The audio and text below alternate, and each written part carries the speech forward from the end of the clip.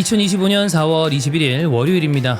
11시 18분 지나가고 있습니다. 히든볼 EPL 들어가겠습니다. 안녕하세요, 박종입니다. 안녕하세요, 이세준입니다. 안녕하세요, 임현철입니다. 네, 지난주에는 저희가 따로 입중계를 하지 않았는데 프리미어리그가 사실상 종료됐습니다. 강등권 싸움도 정해졌고 끝났고 사실 일찍이 좀 그랬죠. 네. 지금 챔피언스리그권 싸움, 고 싸움. 그 싸움 외에는 사실 웬만한 볼거리는 거의 다 이제 좀 사라진 상황이죠. 저 못지않은 영레발리스트 형철이도 리버풀의 우승에 대해서는 사실 이제는 네. 여기서 딱 그러면 사실 이제 저도 민망하거든요. 네. 그러면 사실 뭐 우승할 자격이 과연 있다고 봐야 그렇지. 됩니까? 그러면 하지 말아야 돼. 전패를 당한다 그러면. 네. 그래서 그 왜 우리 챔스 지난주에 형이 그랬잖아요. 3대 0으로 끝났잖아. 근데 만약에 이거 이렇게 했는데도 뒤집어지면 그것도 떨어져야 돼. 그것처럼 리버풀이 이 정도 차이가 나면 이거는 당연히 우승을 하는 거죠. 그럼요. 사실은 그래서 레스터전 앞두고는 그렇게 긴장하지 않고 봤어요. 이제는 리그도. 근데 이제 아쉬운 거는 리버풀 경기력이 좀 안 좋아서 생각보다 보는 재미가 요즘에 좀 없다. 보는 재미랑 다음 시즌에 대한 뭐 걱정 이런 그렇죠. 거. 그런 것만 좀 남아 있네. 그러니까 지금부터 준비하면 저는 되지 않을까. 그동안 고생했으니까. 사실 뭐 다른 순간적으로 이제 몇 주 전에 우두둑 떨어졌을 때. 그때 이제 마음 고생이 심했지. 리버풀이 좀 안타깝긴 했습니다만 프리미어리그 안에서는 그래도 이제 극적인 승리가 좀 많았고 우승할 자격이 충분하니까 지금부터 이제 슬슬 다음 시즌을 이제 준비하면 되지 않을까. 그렇죠. 네. 이제 좀 살생부 정리하고. 그렇지. 나갈 애들도 나가야 되니까. 영입할 선수 영입하고 이게 좀 중요하다고 봐야죠. 그래서 챔피언스리그 티켓을 경쟁하는 유럽 대항전을 경쟁하는 팀들 위주로 아마 프리미어리그 얘기는 좀 할 거고 지금부터는 아마 그 이슈들 그다음에 이적서들이 그냥 제 개인적인 어떤 그냥 감인데 왠지 이번 여름에 많은 이적들이 벌어질 것 같아요. 이게 메이저 대회도 없는 해잖아요. 클럽 월드컵을 제외하면. 그렇죠. 그래서 월드컵 직전에는 안 움직이는 경향이 있거나 혹은 빨리 움직여서 한 시즌은 내가 잘 뛰어야 대표팀에 승선한다라는 개념으로 조금 1.5 느낌 나는 선수들이 얼른 팀을 바꾸려는 경향들이 강해서 저는 이번 여름 이적 시장이 꽤 재밌지 않을까. 그리고 경기 일정이 많아진 걸 이제 모든 팀들이 체감을 했잖아요. 그쵸. UEFA 대회 나가는 팀들은 무조건 머릿수를 늘리려고 할 거예요. 머릿수 못 늘리면 이거 진짜 우리 큰일 난다. 특히 맨시티 같은 팀들이 아마 선수 보강을 되게 많이 할 거라는 생각이 되고 이외에도 UEFA 대회 나가는 팀들은 일단 머릿수를 늘리고 보자. 아마 그런 전략으로 이번에 상당히 많은 선수들을 좀 영입하지 않을까 싶긴 해요. 지금으로부터 이제 10년 전입니다. 저랑 그 주원 형이 처음 히든풋볼을 했을 때도 리그 경기 얘기도 경기 얘기인데 저희 그 썰 푸는 그걸로 이제 많은 분들이 좋아해 주셨기 때문에 그렇죠. 네, 아마도 그때 뭐 상황극 때리고 막 별걸 다 했죠. 전화해가지고. 근데 히든풋볼 이제 보시는 분들은 뭐 지금부터 더욱더 뭐 재밌게 듣지 않으실까. 왜냐면 여러 가지 이적 소식을 또 한 번에 취합하기 어렵잖아요. 그렇죠. 네. 물론 대단한 매니아 분들이나 이른바 커뮤니티 상족군들, 그럼 그런 분들은 저희보다도 훨씬 더 빠른데 또 이제 이런 걸로 그냥 그 스낵처럼 즐기시는 분들이나 여기에 이제 형 또 재밌는 썰 좀 추가하는 거 이런 재미로 히든포를 많이 들으셨으니까 뭐 그런 느낌으로 봐주시면 되지 않을까. 지난번에도 뭐 한번 저희가 이렇게 리뉴얼하면서 말씀드렸었는데 예전에는 형이랑 저랑 예를 들어 낮술을 마셔요. 그럼 이제 취중에 켜놓고서 방송을 3시간을 했는데 축구 얘기는 30분 하라고 2시간 반을 개소리를 했습니다. 그런 경우도 많아요. 끝나고 난 다음에 어제 뭔 얘기했지? 네. 그런 경우도 많았죠. 네. 네. 자, 그래서 어쨌든 경기가 있긴 있었기 때문에 간단하게 보겠습니다. 방금 전에 그 형철이가 얘기했던 레스터랑 리버풀 경기. 레스터는 강등이 확정적인 팀이긴 한데 리버풀이 신승을 거뒀고 네. 중요한 건 여기서 그 아놀드가 어떤 감정으로 이 세리머니를 했는가? 뭐 어떤 건가요? 저는 그렇게 생각했어요. 마지막 급 불법 유턴인가요? 아니요. 더운가 보다. 덥구나 저기가. 야, 너 네. 그러다가 아놀드 남으면 어쩌려고 그래. 그럼 그냥 그런 거구나 하는 거죠. 근데 왜냐면 아직은 재계약을 한 게 아니기 때문에. 그건 그래. 남으면 아놀드의 사랑이 다시 이제 샘솟나요? 샘솟는다기보다는 그럼 그렇지 너가 어딜 가냐 이런 마음으로 봐야죠. 약간 집 나간 저기 자식 다시 데려오는 느낌으로. 네. 그래 이제 앞으로 잘해라 약간 이런 마음으로 다시 0부터 봐야 되지 않을까. 나는 마음이 뚝 떨어졌다가 예를 들어 갑자기 선회에서 이 사람이 나한테 마음을 확실하게 표현해. 난 그러면 처음에 좀 어색한 기간이 있을 거예요. 근데 그 기간이 지나가면 비온 뒤 땅이 더 굳어진다고 더 애정이 생길 수도 있을 것 같은데. 그런 스타일인가요? 만약에 이제 사랑하는 연인이 헤어지자고 자기는 너무 사랑하는데 헤어지자고 해서 떠나갔어. 근데 이제 며칠 뒤에 다시 왔어. 그러면 다시 이제 안아주나요? 아니요. 아니잖아 새끼야. 그러네. 안 그래요. 절대 안 돼요. 저는 받아주거든요. 돌아오면 받아주죠. 왜냐면 그때까지 또 솔로니까. 그래. 그러다가 이제 슬슬 이제 새로운 물색을 줘. 네, 약간 좀 그렇게 하겠죠. 한번 떠나가면 사실 마음 주기가 그래, 쉽지가 않아요. 그런 게 어려워. 왜냐면 네. 그 사이에 마음도 정리를 하고 그렇지. 그런 생각도 들잖아. 네가 날 버려? 이런 것 때문에 오기도 생기고. 그쵸. 그럼 예를 들어 이걸 리버풀로 그걸 하면 돌아와. 받아는 주는데 프림퐁이랑 계속 연락을 하는 거야. 와, 그럼요. 그리고 안을 버려. 버리고. 이런 식으로. 네. 중요한 건 아무튼 아직 돌아오지도 않았다는 거예요. 근데 선수는 다르다는 거죠. 그치. 그리고 리버풀 팬들 다 그래요. 만약 아놀드가 전 재계약합니다. 그동안 말을 안 했던 이유는 여러 가지 억측 그리고 저에 대한 어떤 그 부정적인 어떤 뉴스들을 최소화하기 위해서 그렇지. 좀 침묵하고 있었다. 오히려 나는 말을 아꼈다. 그렇게 이제 인터뷰를 하면 리버풀 팬들이 아 그랬구나라고 하면서 다시 보듬어 주지 않을까? 난 열광하는 팬들도 꽤 있을 것 같아. 근데 이게 제가 지금 방송을 하고 있어서 그렇지 사실 제가 모든 팬들 이야기를 대신하는 게 다 아니거든요. 그건 아니지. 그냥 제 생각이에요. 저는 그냥 아직은 뭐 사실 확정된 것도 없는데 굳이 야 아놀드 또 오는 거 아니야 했다가 괜히 실망하고 싶지 않아서 그렇지. 그냥 마음을 비워두고 있는 거고 그냥 제가 봤던 제 주위의 리버풀 팬들의 반응은 왜 이러지 얘가? 혹시 이런 혹시. 반응들이 좀 더 많을 거예요. 네. 근데 아까 그 얘기를 잠깐 다시 살짝 가보면 형철이도 만약에 예를 들어 그 연인이 갔다가 돌아온다 그러면 절대 안 받아줄 것 같아. 난 받아줄 것 같은데. 난 절대 안 받아줄 것 같은데. 제가 아는 저라면 저 안 받을 것 같아요. 그리고 은근히 또 이렇게 하면 그러니까 속은 무슨 표정이죠? 그거는 진짜 케바킨 게 그래, 상대가- 그래, 그건 맞아. 상대가 누구냐에 그게 따라서도 제일 다르겠어. 중요하다. 누구냐에 따라서 이제 단순하게 얘기해서 죽었다 깨나도 이 정도 여자를 못 만날 것 같아. 너무 좋아. 그럼 그거는- 내가 매달려지 그러면은- 뭘 바래. 그러면은 다시 돌아오면 제가 봤을 때 한 2번 정도는 받아줄 수 있습니다. 왜냐하면 본인이 이제 그때부터는 이제 종교인이 되거든요. 사랑을 위해서 나는 이제 고난을 겪고 있다. 이걸 이겨내서 우리 사랑은 더욱더 단단해진다. 이런 생각을 하는 순간 이제 받아줄 수밖에 없죠. 이 고난을 이겨내고 우리는 더욱더 돈독해지고 그래. 우리 앞으로의 큰 사랑을 위해서 다시 한번 내가 잘해보자. 뭐 이런 생각. 맞아. 네. 상대가 중요한 것 같아.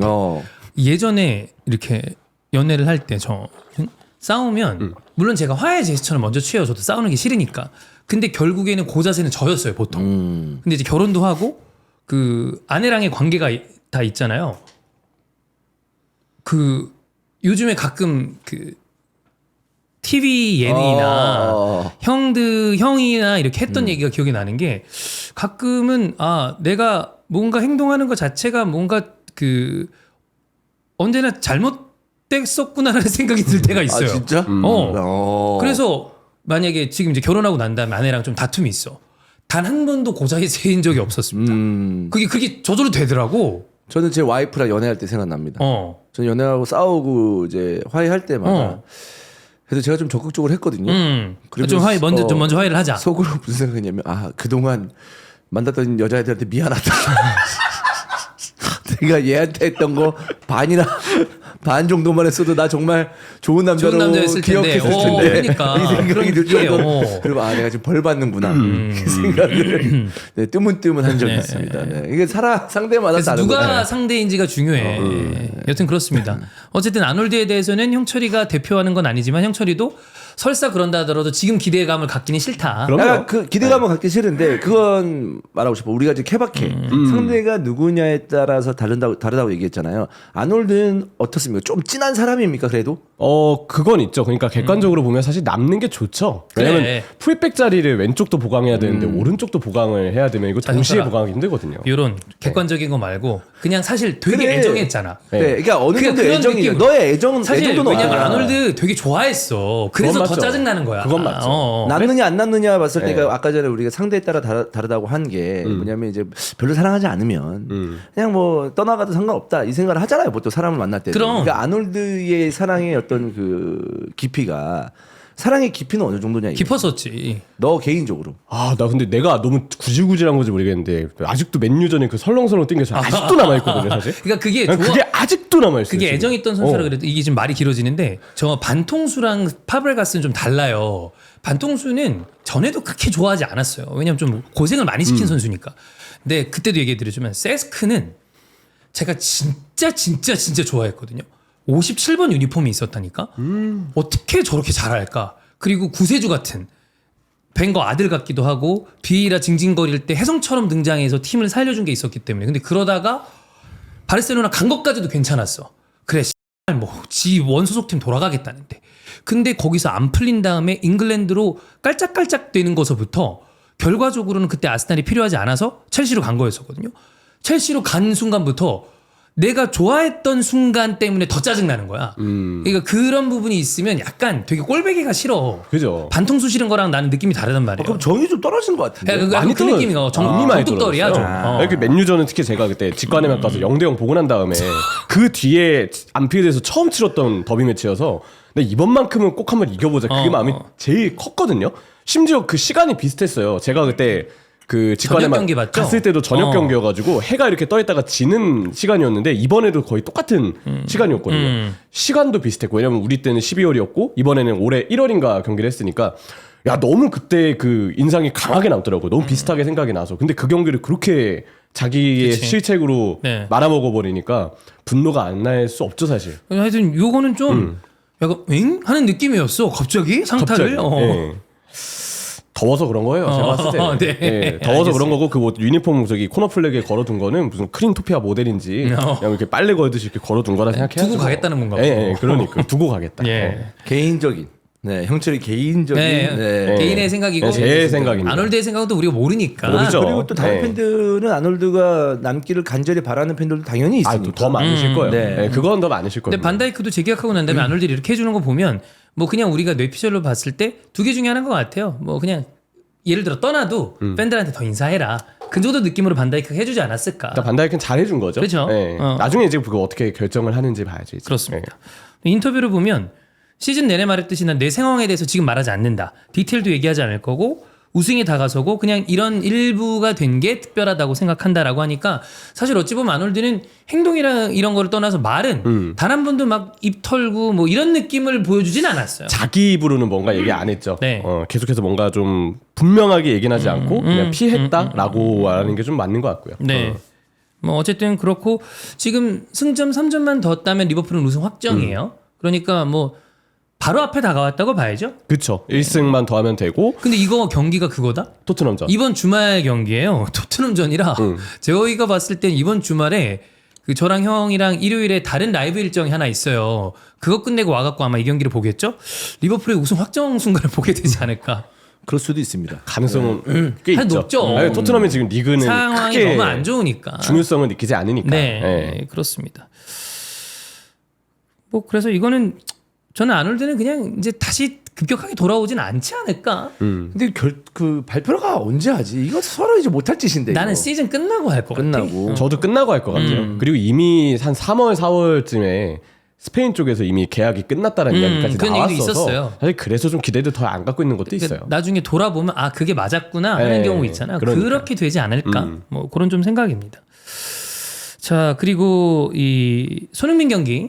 손흥민 경기인데 손흥민 선수가 생각보다 결장이 좀 길어졌습니다. 저기 내일 네, 새벽이죠. 화요일 내일 새벽에 새벽에 못 나올 합니다. 거라고 하는데 글쎄요. 이제 중요한 건 토트넘도 그렇고 메뉴도 그렇고 완전히 유로파 몰빵이기 때문에 거기 잘 돌아와야죠. 그 손흥민 선수를 이제 뛸 수 있다고 하더라도 무리해서 뛰게 하면 안 되지. 뛰게 하는 것보다 유로파가 더 중요하기 때문에 또 유로파까지 아직 시간이 있잖아. 그렇죠. 그냥 뭐 사실 우리가 지금 여기서 큰 손흥민의 부상이 얼마나 큰지는 모르겠으나 알 수 없지. 그냥 회복할 수 있는 부상이라면 최대한 쉬게 해주는 맞아요. 게 좋지 않을까라는 생각이고 만약에 잘 회복이 된다면 저희는 이제 그런 기대감을 하죠. 손흥민 선수가 이제 소위 말해서 충전을 오래 했을 때 그치. 그 폼 우리가 알잖아요. 그때는 확실하니까. 그렇죠. 뭐 그건 더 말할 거 그러니까 없잖아. 네 그렇기 때문에 유로파 리그에서의 활약 기대할 수밖에 없죠. 그리고 뭐 이제 농반 진반으로 야 토트넘 뭐 맨유 유로파 어떻게 우승해라고 하지만 4강 가서부터는 이거 그냥 뭐 어떻게 될지 모르는 거거든. 전혀 모르는 거고. 단판 이렇게 되면 이건 뭐 진짜 몰라. 아니 왜냐하면 일단 토트넘 맨유 지금 4강 어떻게 가? 그래. 또 했었어요. 근데 왔잖아. 왔잖아요. 그러니까 이 상황이면 네. 영레발치는 저도 아스널 챔스 우승 가능합니다. 그때 거기서 그때서는 그게 가능할 수도 있죠. 왜냐면 4강 왔는데 안 된다 그러는 건 웃기는 거니까. 그냥 토트넘 위주로 이제 유로파에서 말씀을 드리면 오히려 이제 4강을 갔어. 시즌 말미야. 그동안 이제 고생해서 어린애들 막 돌렸던 거 있잖아요. 그치. 그 경험 그 경험이 이 유로파 리그에서 그 결승으로 가는 빛을 발할 수도 있어. 실력으로 승화될 수도 있는 거예요. 더군다나 사실 상대가 보데글림 팀이면 그죠. 이 팀이 되게 짜임새 있게 잘 올라왔지만 경험이 많은 팀이 아니기 때문에 모르거든요. 사실 객관적인 전력에서 토트넘이 토트넘 위죠. 뒤질 리가 전혀 위라고 없으니까. 하는 게 맞는 거고. 네. 이기 때문에 결승 가면 이 결승의 단판 이 뽕은 전혀 모른다. 또 어떤 식으로 흘러갈지 모릅니다. 그래서 사람이 얄궂은 게 이번 시즌 토트넘 우리가 본 이후에 최악이다 그랬는데 생각보다 유로파를 따 이렇게 될 수도 있다는 거지. 그러니까 진짜 모르는 거야. 인생 존망 게임 진짜. 그러니까 운빨 존만 진짜 게임. 어떻게 될지 모르. 포스텍 아, 이거 최악이다. 무슨 인생이 아니고 그래. 운빨. 인생 존만 게임은 너무 우울하잖아. 네, 운빨 존만 운빨 게임. 존만 게임인 게 네. 이게 이렇게 될 수도 있다는 거지. 그렇지. 그쵸. 간혹 왜 어떤 팀들은 강등당했는데 유럽 대항전 가고 막 이런 경우들도 있는 것처럼 미건이 예전에 뭐 그런 것처럼 보면은 지금 옵타 같은 데서 뭐 우승 확률이 되게 다양하게 나와 있는데 토트넘 우승 확률이 17%라는 이야기도 있고 야 높아.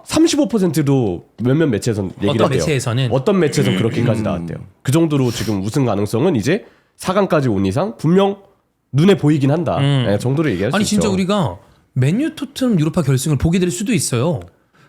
반대의 경우도 있을 수 있지만 야 그러면 우리 그러니까 빌바오 대 네. 보데그림 그러면은 이제 저기 뭐야 유에파는 이거 소주 까는 거야. 유에파가 아니지 스포티비는 이제. 아, 그치. 그렇죠. 중계사 어, 중계사가 어, 스포티비죠. 옛날에 그 네. 찌 해버지 못 나왔을 때 엠스플처럼 맨유 토트넘 이거 되면은 진짜 우리 단관 해야 돼. 뭐 해야지 그럼 진짜 뭐라도 우리, 해야죠. 우리 이거 뭐 그냥 해서 이걸 넘어가기 힘들잖아. 당근형도 부르고 같이 해서 다 재밌게 그래서 봐야지. 우리 그 뭐야 협찬 받든 뭐 하든 뭐 하든 그건 가야지. 가야 돼. 무조건 가야 되는 거예요. 한 200명 올지도 몰라. 야, 형 200명 더 오지. 그건 더 그건 오나? 더 오지. 맨토면 200명 더 오지. 멘토기 때문에 그래서 하여튼 뭐 지금 포스텍이든 그냥 객관적으로 봐도 소니나 아니면 토트넘의 핵심 선수들은 어떻게든 관리해서 모든 역량을 유로파리그에 쏟아야 되는 게 맞고 리그에 대해서는 좀 한 발짝 떨어져서 봐야죠. 노팅엄전이라 할지라도 그렇죠. 누누 내가 복수한다 이런 생각하면 안 돼. 뭔 이미 토트넘 저기 노팅엄 저기 있어. 최대한 그냥 힘을 좀 뺏어 나오는 게 사실 맞죠. 네. 그래서 그런 느낌으로 맨유도 그 아예 아모린 감독이 얘기했었잖아요. 네. 유로파에 대해서는 젊은 선수들 위주로 좀 기회를 주고 그러겠다. 그래서 네, 리그에 대해서 이제 네, 리그에 대해서는 유로파란다. 리그에 대해서는 그래서 졌어요. 사라비아 프리킥이 그냥 그대로 들어갔는데 사실 경기 자체 내용이 그게 건질바 부분이 많진 않았어요. 그래서 확실히 힘을 뺀다는 느낌이 들었고 네. 그냥 울버햄튼 요즘 잘 나가는구나. 그게 다시 한번 좀 느껴졌고 울버햄튼이 지금 5연승인가 그렇죠. 5연승입니다. 참 이런 거 보면 울버햄튼도 이번 시즌 물론 강등을 당하진 않겠지만 이대로 안 좋고 가장 강등권 상단에 있는 팀들이 올라가면 혹여 이상한 일이 벌어지는 거 아니야라고 생각을 했는데 감독 바꾸고 난 다음에 분위기가 완전히 올라와서 이제 똑 떨어졌어요. 그렇죠. 뭐 강등권 싸움에서도 이제 뭐 완전히 벗어났고 진작에 벗어났어. 잘하면 에버튼, 맨유를 울버햄튼이 충분히 넘을 수도 있어요. 지금 세 팀이 승점이 동률이거든요. 38, 38, 38이라서 기세로 보면 오히려 요즘에 울버햄튼은 순위가 좀 더 올라갈 가능성이 크죠. 그러면 뭐 13위, 12위까지도 네. 가능하다.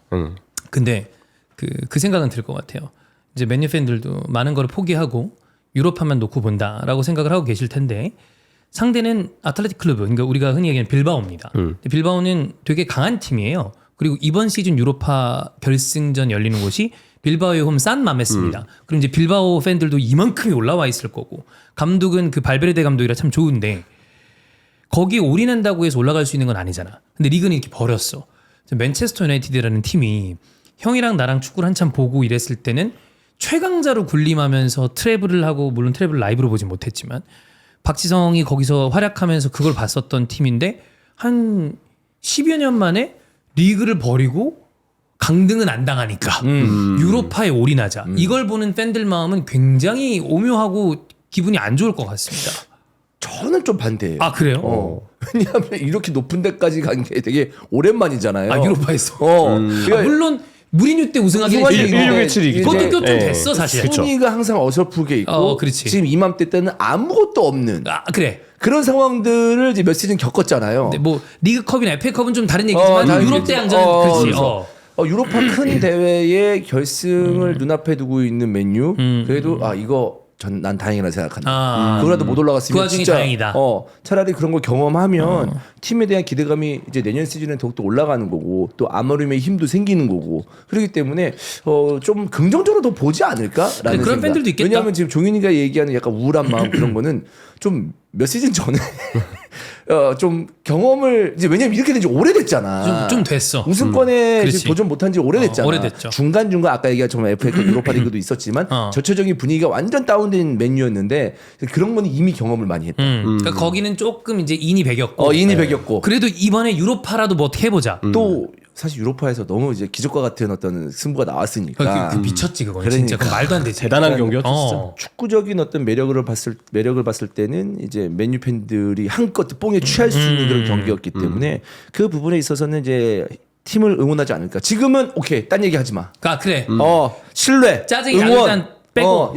일단 소위 말해서 그거지. 서로 막 마음에 안 들고 막 이 안에서 막 내부에서 막 분열이 일어나는데 야 일단 다 닥쳐. 그래 저거부터 해결해. 야 선거 끝나고 얘기해. 아 그렇지. 약간 이런 거. 지금은 야 다물어. 약간 그런 거. 당파 싸움 일단 조용히 야 끝나고 얘기해. 이기고 봐.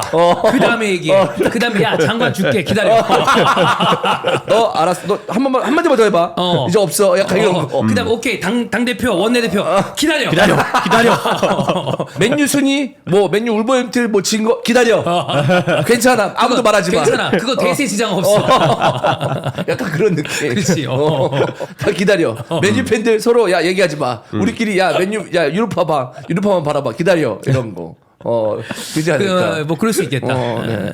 어쨌든 뭐 메뉴도 진짜 그거 하나. 근데 그건 있어요. 뭐 이 경기부터는 이미 의미가 없어지긴 했지만 형이 아스날전 경기 보고였나?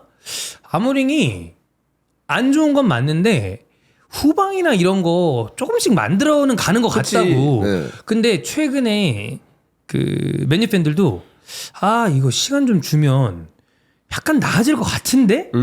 왜냐하면 뉴캐슬전 패배를 보면 형 뉴캐슬전 패배 그 맞죠. 가르나초 얘기했을 때 그 족 같은 소리 하지 마시고 그거 했을 때 그때 그 개인의 실수로 다 실점한 거잖아요. 그럼 이 답이 없어. 근데 그쵸. 팀의 조직은 선수를 조금 바꿔놓으면 전보다는 확연하게 나아지지 않을까라는 생각이 드는 경기들이 있었던 것 같아. 사실 요즘에 무득점도 다 호일룬의 지분이 좀 커요.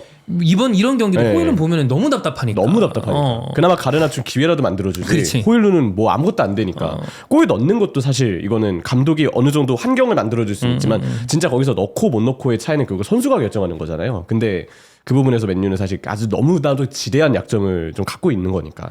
야, 중간에 부임을 했고 뭐 순위를 끌어올리지 못했지만 어쨌든 유로파라는 큰 대회에서 4강까지 갔고 설사 저는 4강에서 떨어진다고 하더라도 4강까지 갔고 그리고 마지막까지 이제 달라붙는 어떤 맨유의 어떤 스피릿을 조금이나마 봤던 시즌이라고 저는 생각을 완전 합니다. 보여줬죠. 네, 그렇기 때문에 당연히 기대를 해봐야 되는데 단지 그거죠. 다음 시즌을 봤을 때 좀 먼 미래긴 합니다만은. 갑자기 뭐 챔스권 무조건 안착? 저는 이렇게 생각하면 나도 그건 무리인 것 같아. 맨유 팬들도 힘들 것 그치. 같아요. 왜냐하면 지금 스쿼드를 보면 사실 대단히 많은 걸 할 수 있는 스쿼드라고 저는 생각지 않습니다. 약해요. 네. 스쿼드가 약해 그냥. 그렇기 때문에 단계적으로 영입을 해야 되고 왜냐하면 그 지금 맨유의 최근의 10년을 봤을 때 정말 땜빵 맥북이 그리고 갑자기 훅 영입? 그래. 이러면서 저는 그 좋지 않은 상황이 더 길어졌다고 생각을 하거든요. M1대 돈 많이 쓰고. 네. 단계적으로 영입을 하면서 순위를 차근차근 끌어올린다면은 한 뭐 3, 4년 뒤에는 그치. 이전의 메뉴의 모습을 기대해봐도 좋지 않을까라는 생각이죠. 뭐 사실. 예를 들면 그 다음에는 유럽 대항전 안착. 그러니까 뭐 챔스가 아니라 유럽 대항전. 그렇죠. 뭐 10위권 안에 안착하면서 그렇지. 유럽 대항전 도전, 도전. 그 안착. 그 다음에는 그 다음에 이제 유로파 챔스. 그렇게 이제 하나 가는 게 물론 좀 답답하시겠지만. 그치. 근데 아주 근본 없이 팀을 망가뜨려 놓는다거나 아무것도 못한 시즌은 아닌 것 같아. 스피릿도 좀 보여줬고 형 말대로 뒤에 후방 라인은 그 부족한 가운데 그래도 조금 왜냐하면 후방 라인에서 이렇게 한다고 그래도 오나나 같은 키퍼 있으면 또 실점하고 그러니까 그치. 이런 거를 바꿔나가는데 시간이 좀 필요하죠. 왜냐하면 선수단을 좀 많이 갈아야 돼요. 많이 갈아야 돼요. 정말 많이 갈아야 돼요. 네, 많이 갈아야 되는 그런 상황이고 최근에 영입했던 선수들도 부진하니까 그치. 그렇기 때문에 더욱더 답답해질 수밖에 없는 상황인데 저는 좀 그렇습니다. 이게 뭐 맨유 팬들을 위로하려고 하는 얘기는 아니고 그래도 이제 그런 거죠. 그러니까 우리가 맨유라는 팀을 응원하면서 이제 맨유 팬들이 유로파 리그에서의 그 감정을 얼마 만에 느껴본 그렇죠. 겁니까? 그러니까 당연히 아쉽겠지만 만약 그냥 끝났어 이번 시즌이 그대로 뭐 유로파리그 우승도 못하고 그래도 몇몇 경기는 그 희열. 좀 희열이 있었다. 그런 게 오랜만에 있었죠. 느껴본다. 그치. 라는 걸로 만족을 하면서 좀 더 좀 장기적으로 바라봐야 되지 않을까. 너무 스트레스 받으니까. 네. 그러니까 저는 포스텍을 바라보는 토트넘 팬들이랑 좀 다른 것 같아요. 아모림은. 왜냐하면 아모림 팀의 맨유가 엄청나게 발전을 했다라기보다 팀의 어떤 구성이나 이런 거 봤을 때 지금까지 한 모습도 보고 또 선택하는 모습들 또 경기를 이제 준비하는 모습들을 봤을 때는 부정적인 요소는 많이 없다고 봅니다. 네, 시즌 중 부임이고 네. 아직 풀 시즌을 한 번도 안 해봤잖아요. 그렇죠. 네, 그걸 좀 보면. 봐야 돼. 그렇죠. 뭐 그렇습니다. 자, 그다음에 아스날은 입스위치 저는 크게 승리를 했습니다. 근데 뭐 대세 지장이 있는 승리는 아니고 입스위치는 이미 이제 포기가 된 네. 팀이기 때문에. 아스날도 마찬가지예요. 네, 아스날도 지금 챔스 지금 그럼. 이번 주 끝나고 다음 주 그러니까 이번 주 주말 ACL 광주부터 시작을 해가지고 그렇지. 네, 이 유럽 대항전 그 아시아권에서의 대항전이 굉장히 좀 관심을 많이 모으고 있습니다. 요때부터가 어찌 보면 그 유럽 축구의 하이라이트로 가는 마지막 피날레로 가는 타이밍이라 주목되는 경기들이 이제 리그는 프리미어리그 기준으로는 좀 떨어졌지만 완전 재밌는 경기들이 많고 대신에 이제 부상 조심해야죠. 왜냐하면 사카가 아이싱하고 있고 그 이 밟아가지고 개새끼가 돌았나. 리프 데이비스. 아킬레스 쪽을 밟힌 거죠? 그게 밟았어. 근데 그 뭐야 여기도 좀 버려야 돼. 패대기 치고 패대기 쳐야 돼. 아스날 아니 그러니까 나는 그건 있어요. 그 어느 정도 놓긴 놔야 되는데 근데 또 분위기라는 게 있으니까 완전 놓기는 애매한데 그거 이게 부상 당할까 봐. 그치. 그게 이제 걱정되는 거야. 이거는 좀 딱 그거 보고서 이렇게 되더라고. 챔스전에 다음 일정은 고민 많이 해야 됩니다. 진짜 조심해야 돼요. 네. 다치면 안 되니까. 그래서 뭐 심한 건 아니라고 해서 뭐 좀 다행이고. 네. 그다음에 이제 입스위치, 레스터, 뭐 소트는 진작에 확정이었고 네. 이미 이거는 끝났습니다. 그렇죠. 물론 입스위치가 정말 웨스트햄이 전패를 하면 혹시 모르긴 한데 근데 사실상 끝났다고 봐야 사실상이죠. 돼요. 골드시즌까지 네. 고려하면. 그래서 이제 강등 확정된 팀들의 어떤 특징이라고 하면 항상 좋은 선수들이 어떻게 좀 튀어나올까. 그래서 입스위치는 많은 또 팬들이 주목하고 있는 리암 델랍. 그다음에 허친슨 괜찮거든요. 그다음에 이 새끼 퇴장당한 새끼 이거 리프 데이비스. 왼쪽 풀백에 좀 희소하니까. 네. 그다음에 레스터에는 파스 수비수죠. 그 다비드 루이스 같은 머리 스타일 아마 맞아요. 그러면 네. 그분 그 사람 할 거예요. 은디디는 뭐 또 언제나 약간 링크는 나는 선수기도 하고 그다음에 제임스 저스틴 뭐 요 정도 볼 것 같고 엘카누스도 10번이죠. 그럴 10번이었던 걸로 겁니다. 기억해요. 그다음에 소튼에는 디블링 언제나 좀 주목이 되는 선수고 카이로커 피터스, 램스데일, 그다음 마테오스 페르난데스 이런 선수들이 매물이 될 수 있는 선수들이다. 디블링이 아마 가장 좀 핫하지 않을까. 이미 뭐 한 1년 동안 가장 많은 이적설이 나온 이 중에서 가장 많이 나온 선수는 결국 리암 델랍이랑 디블링일 것 같거든요. 리암 델랍은 일단 9번 공격수가 필요한 팀이 워낙에 많아서 분명 달려드는 팀들이 굉장히 많을 거예요. 그리고 아직 나이가 어리다는 점에 주목을 좀 해야 되고 디블링도 분명 올 시즌 프리미어리그에서 사우스햄튼이 너무 안 좋았지만 네. 잠재력은 보여줬거든요. 저는 프리미어리그 꼭 윗순위 팀이 아니더라도 중소 클럽부터는 분명히 이 디블링 선수한테는 달려들 거다. 중위권 팀부터. 네. 네, 그런 생각을 좀 많이 합니다. 근데 뭐 가격이 지금까지 얘기 나왔던 거 너무 비싸요. 뭐 막 1,000만 1억 유로 막 이런 얘기가 나왔는데 그 정도 선수인지는 잘 모르겠지만 그래서 왠지 시간 좀 지나서 결국 상위권 팀이 아니고 중위권 팀이 살아갈 것 그러니까 같아요. 막 얘기한 네. 것처럼 뭐 그렇지 않을까라고 생각이 듭니다. 자, 그다음에 이제 중요한 건 챔피언스리그 티켓 경쟁입니다.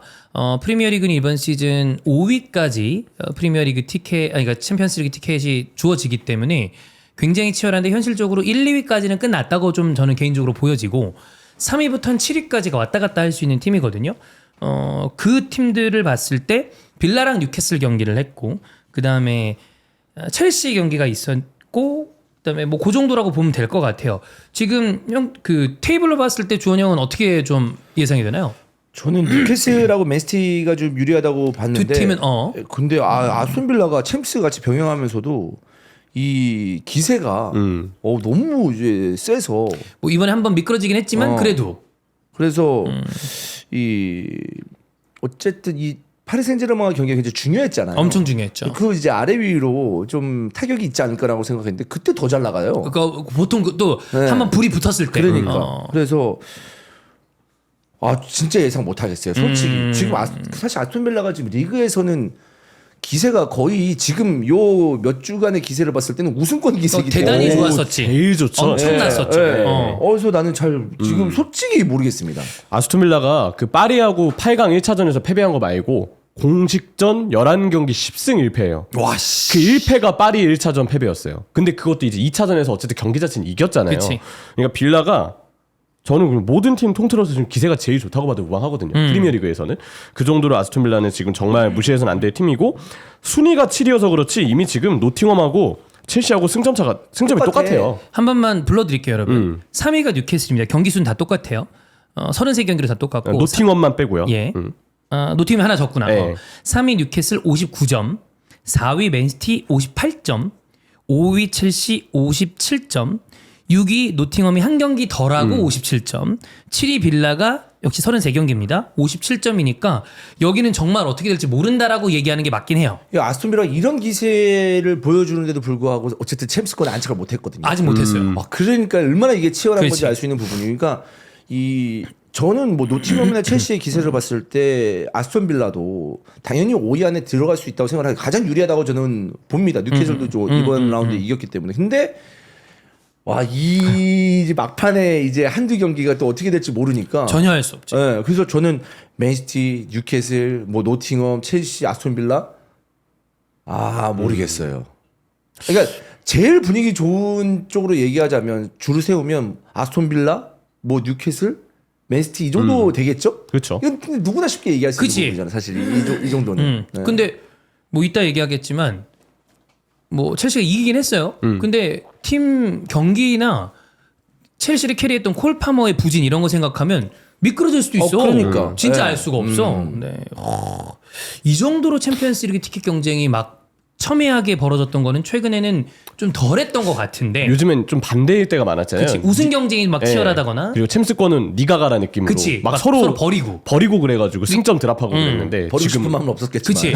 네. 마음이랑 다르게 그냥 버려졌지. 그렇죠. 지금은 완전 치열합니다. 그러니까 치열하다는 말이 맞는 것 같아요. 그러니까 시즌 막판 되면은 이제 그렇게 될 것 같아요. 이제 우승 경쟁을 실시간 순위로 막 나오고 하잖아요. 그치. 근데 챔스 경쟁을 이제 줄 세워놓고 3, 계속 4, 5, 6, 보여주지 7, 않을까. 그 다섯 팀 왔다 갔다. 네.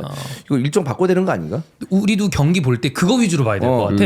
아니 그것뿐만 아니라 PL 자체에서 좀 조정해서 챔스권들 동시에 하든가 뭐 그런 이런 거 식으로. 좀 하잖아 아니, 얘네들이 연달아 약간. 하던가. FA가 이런 것들을 바꾸고 그러니까 그래서 그렇게 위주로 좀 봐야 될 것 같고 일단 빌라 뉴캐슬 경기에서는 빌라가 또 크게 승리를 하면서 뉴캐슬이 완전히 한번 꼬꾸라졌고요. 에디아우 감독이 지금 폐렴 증세래요. 그러니까 아마 엄청나게 스트레스와 긴장과 그러니까. 이런 것들이 대단히 높았을 거야. 의학적인 부분은 모르지만 폐렴 이런 거 얘기하면 우리가 면역력 먼저 그치. 이제 생각을 하잖아요. 염증 수치 높고 면역력은 뚝 떨어지고 약간. 그러니까 그런 부분에 있어서 이제 에디아 감독이 힘들지 않을까. 그런 거 있잖아요. 초긴장 상태 때는 각성 상태라 본인이 몸 상태가 안 좋은지도 모르고 이렇게 있다가 나는 리그컵 우승하고 탈난 것 같아. 저도 긴장이 그런 슬쩍 풀렸을 거 아니야. 그때 면역력. 됐다 하나. 그때 확 오지 않았을 거야. 왜냐면 시기적으로도 그때쯤이 아픈 게 딱 카포레이드 즐기고 딱 그 뒤에 이제 어느 정도 긴장이 풀리면서 어마어마한 프레스들이 올리지 않았을까. 아니면 그 전부터 좀 달고 있었는데. 그랬을 수도 있지. 그때 이제야 약간 좀.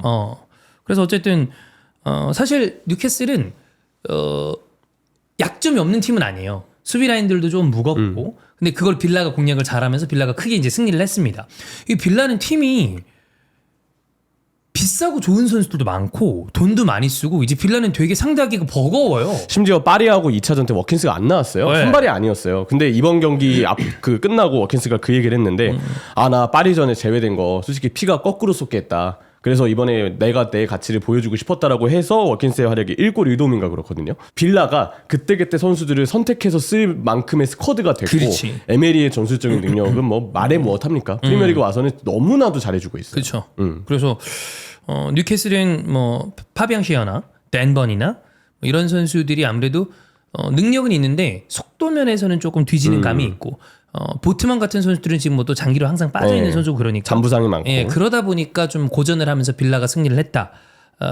그리고 그 와중에 뭐 제가 주말에 좀 간단하게 찍어서 올리긴 했지만 김민재 선수 링크가 났어요. 근데 제가 오늘 지나가면서 봤는데 풋볼리스트에 김민재 선수 그 이적설에 대해서는 낭설이다라는 얘기가 있었는데 제가 뭐 알고 있기로는 풋볼리스트 김종용 기자가 또 김민재 선수랑도 워낙 또 이 교류가 있고 그래서 그 얘기가 그쪽 얘기가 가장 정확한 걸로 알아요. 그러면 아마 김민재 선수도 이런 얘기에 대해서는 지금 깊게 얘기할 상황이 아니라는 걸 분명히 알고 있는 것 같은데 이제 아무래도 그냥 외부에서 전해지는 소식 위주로 우리 듣는 개념에서는 산티아고나가 완전히 낭설만 얘기하는 사람은 아니다 보니까 다루긴 한 건데 그냥 뉴캐슬 기준으로만 놓고 봤을 때는 주급 빼면 김민재는 뉴캐슬 입장에서는 되게 필요한 선수거든요. 사실 센터백이 진짜 급해요. 네, 급해요. 왜냐면 파비안 시어도 정말 이 선수가 에디아우가 잘 개조해서 수비 안정감을 가려줘서 그렇지 원래 수비 불안하다고 비판을 많이 받았던 맞아요. 선수입니다. 그리고 잔부상도 요즘에 좀 있고 볼줄이 좀 좋아서 그렇지 수비는 불안한 선수가 있으니까. 그렇죠. 경우가 근데 있으니까. 이 앞으로 뉴캐슬도 결국 수비진에 대해서는 리빌딩을 생각해야 되거든요. 주장이었던 라셀스도 이제는 전력 외자원이 됐고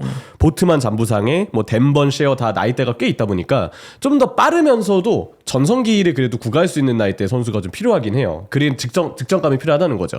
김민재가 사실 제격이죠. 그죠? 넓은 범위 커버와 뭐 지금 이제 미넨에서 안고 있는 부상에 대한 이슈만 본인이 잘 회복할 수 있다면 김민재 선수는 사실 프로필상으로는 웬만한 팀에겐 다 구애받을 만한 선수라고 당연히 생각이 좀 들어요. 김민재 선수가 굳이 따지면 아쉬운 게 나이가 딱 전성기 나이라 리셀이 어렵다는 건데 뉴캐슬은 리셀 같은 거 생각 안 해도 되거든요. 물론 그럼요. 지난 시즌에는 PSR 문제 때문에 조금 개의 막 바라다가 네. 놓친 건 있었지만 다만 뭐 김민재 선수가 그런 거에 대해서 그거 낭설이다. 그리고 사실 바이에른 뮌헨이라는 팀이 전 세계 최고 오브 최고 오브 최고 오브 최고 클럽인데 굳이 이적할 이유는 없다만 뉴캐슬 입장에서는 김민재가 필요하다라는 거는 또 맞긴 맞다.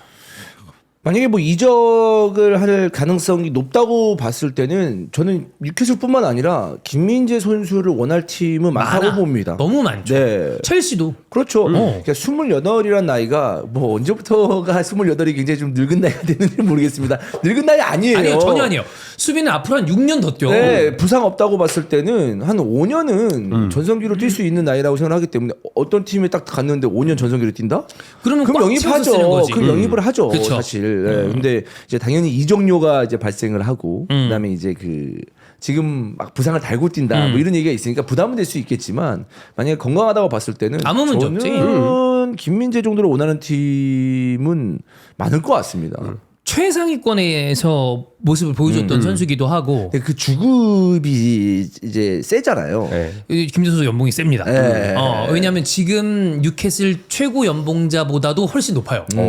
이게 기마랑이스가 최고 연봉자라고 알려져 있는데 그거보다도 높기 때문에 그러니까 뉴캐슬은 지금 사우디 자본이 들어오고 난 다음에 돈을 쓰는 팀이긴 하지만 구단의 규모라는 게 보통 주급 규모로 정리되잖아요. 그걸로 치면 아직은 중급이기 때문에 바이에른 뮌헨처럼 최상위권에 있는 클럽보다는 당연히 주급이 이제 좀 낮죠. 근데 이런 것도 생각해 볼 수 있을까요? 우리가 이제 그 독일에서 김민재 선수를 평가할 때 너무 박하다. 그게 이제 좀 막 짜증나는 그런 경우가 게 있지. 있는데 그럼 그쪽 사람들이 생각했을 때는 그냥 냉정하게 김민재가 뭐 동양인이라서 아니면 다른 뭐 선수들 독일인인데 김민재를 그냥 타깃으로 해서 얘기하는 것보다 순순히 그 정도의 주급을 받으니 어떤 책임을 져야 되고 그 정도의 평가를 좀 뭐 냉철하게 받아야 된다. 이런 생각도 지금 잠깐 들거든요. 저는 이게 되게 형 얘기대로 복합적인 것 같아. 앞에 얘기했던 부분은 되게 말하기 민감한 부분이지만 그치. 저는 완전히 없냐? 그러니까 막 그들이 인종차별을 한다까지는 아니지만 사실 우리도 그런 얘기 하잖아. 살라가 이집트가 아니라 프랑스인이었으면 더 높은 평가를 받을 수도 있었을 것이다 얘기처럼 아무래도 본인들이 익숙하게 봤던 선수는 아니기 때문에 조금 더 냉철하게 판단하는 부분도 저는 있다고 보이고 그리고 고주급자는 맞아. 근데 솔직히 우리가 까놓고 얘기해서 실점 장면에 연루된 것도 맞긴 해요. 그렇죠. 그러면 좋은 평가를 딱 받으려고 하다가도 그런 거 있잖아. 잘하다가 임팩트 있는 실수를 몇 번 하면 그게 되게 뇌리에 강하게 박히잖아요. 그런 부분에 대해서는 우리도 좀 안타깝고 아쉬운 게 있는 것도 사실이고 그게 되게 복합적으로 김민재 선수의 어떤 평가와 이적설에 엮여 있는 것도 틀리지 않은 것 같긴 해요. 그리고 또 하나가 그 독일 언론이 웬만하면 바이에른 뮌헨을 더 까요. 그런 것도 예, 그러니까 똑같은 상위권 팀이거든요. 근데 똑같은 실수를 했어요. 근데 어떤 선수는 그래도 잘한 게 있잖아. 다른 팀의 경우는 좀 더 그런 평가를 받는가 하면 바이에른 뮌헨은 훨씬 더 엄격하게 평가받더라고요. 냉혹하게 보는 거. 그러니까 바이에른 뮌헨 같은 팀은 잘 이겨야죠. 그 잘 이겨도 이 예전에 파비오 카펠로가 레알 마드리드 감독이었을 때 이겼어요. 잘렸어. 왜? 레알 마드리드 감독이 이런 식으로 전술을 짜? 공격적이어야 돼. 우리는 그냥 이기면 안 돼. 근데 바이에른 뮌헨은 그런 클럽이잖아. 그냥 이기면 안 돼. 압도적으로 상대를 눌러야 되고 우리가 강력함을 보여줘야 되는 거인인데 그런 어떤 애매한 전술, 그 불안함 이런 거에 대해서 냉혹하게 판단하는 게 있기 때문에 근데 이제 그건 있죠. 그 와중에 독일 언론도 야 상황이 몸 안 좋고 부상자 이렇게 많은데 독일 언론 중에서도 김민재 상황을 이해한다고 하는 부분도 시선이 있고 또 감독인 콤파니가 김민재를 확실하게 내 선수다라고 얘기하고 있는 게 있기 때문에 정말 지금 김민재 선수와 관련된 이야기가 나오는 거에 대해서는 여러 가지 시선이 혼재되어 있는 건 맞는 것 같아요. 근데 반대로 얘기하면 김민재 이적을 얘기하고 있지만 뮌헨 입장을 생각하면 김민재 나가면 어떻게 할 거야? 그렇죠. 그것도 엄청난 저는 공배라고 생각을 맞아요. 하거든요. 그렇기 때문에 이 이적이라는 게 마냥 쉬운 일은 아닐 것 같아요. 저도 개인적으로 이 얘기를 어느 정도로 이제 봤냐면 김민재에 대해서 관심 있는 프리미어리그 상위권 클럽들이 있나 보다 정도로 본 게 만약에 김민재가 이적을 한다 손 칩시다. 친다 그러면 형 말한 대로 그럼 무조건 주전급을 데려와야 돼요.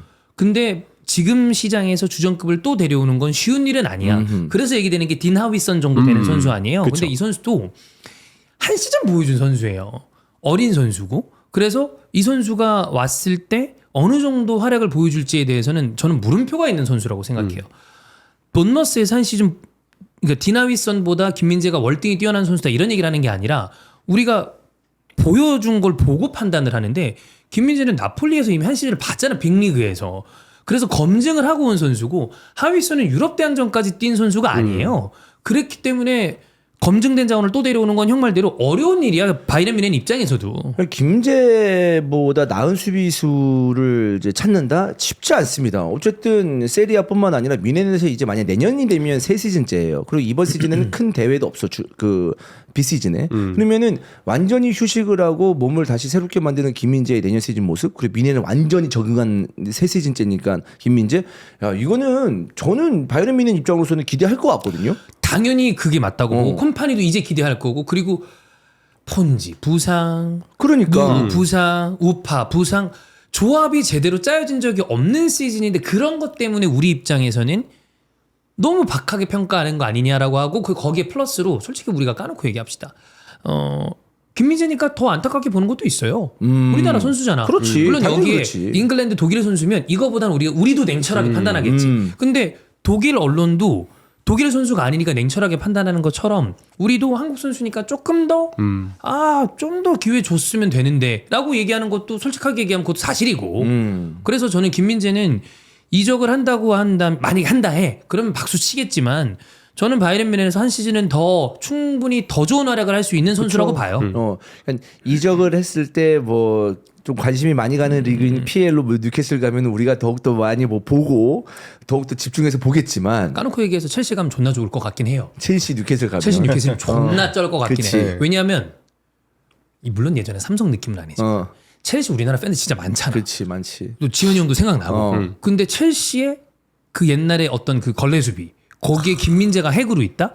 바이에른 뮌헨은 거함 최고의 거함인데 아무래도 우리가 프리미어리그 클럽들이랑 조금 그 되게 가깝다는 느낌이 좀 들잖아요. 오래 봤으니까. 형 생각해봐. 형 원래 첼시 좀 좋아했잖아. 나 좋아했지 첼시. 근데 거기 김민재다? 형 당장 마킹 하나 박을 걸? 첼시 아스날이 김민재 선발. 저는 곽대정한테 전화할 거예요. 바로 간다 그러지. 저 투어 갑시다. 그래. 그러니까. 네. 그리고 근데 만약 아스날 첼시전. 김민재. 작살 나지. 그죠. 맨첼전. 뭐 이런 거에 그림 나오면 완전 장난 아니죠. 그렇지. 근데 이제 우리가 반대로 뮌헨 입장을 생각해 보자니까. 그래. 뮌헨 입장 생각했을 때는 쉽게 못 내죠. 나는 내가 뮌헨 관계자고 지금 뮌헨의 어떤 수비 라인의 그 모습을 봤을 뮌헨 수비 라인 얇잖아요 지금. 너무 얇아요. 그리고 이 친구들이 언제 또 부상으로 나갈지 모르는 상황을 지금 매년 겪고 있기 때문에 오히려 영입을 해야지. 그렇지. 여기서 지금 뭐 빵꾸를 낸다?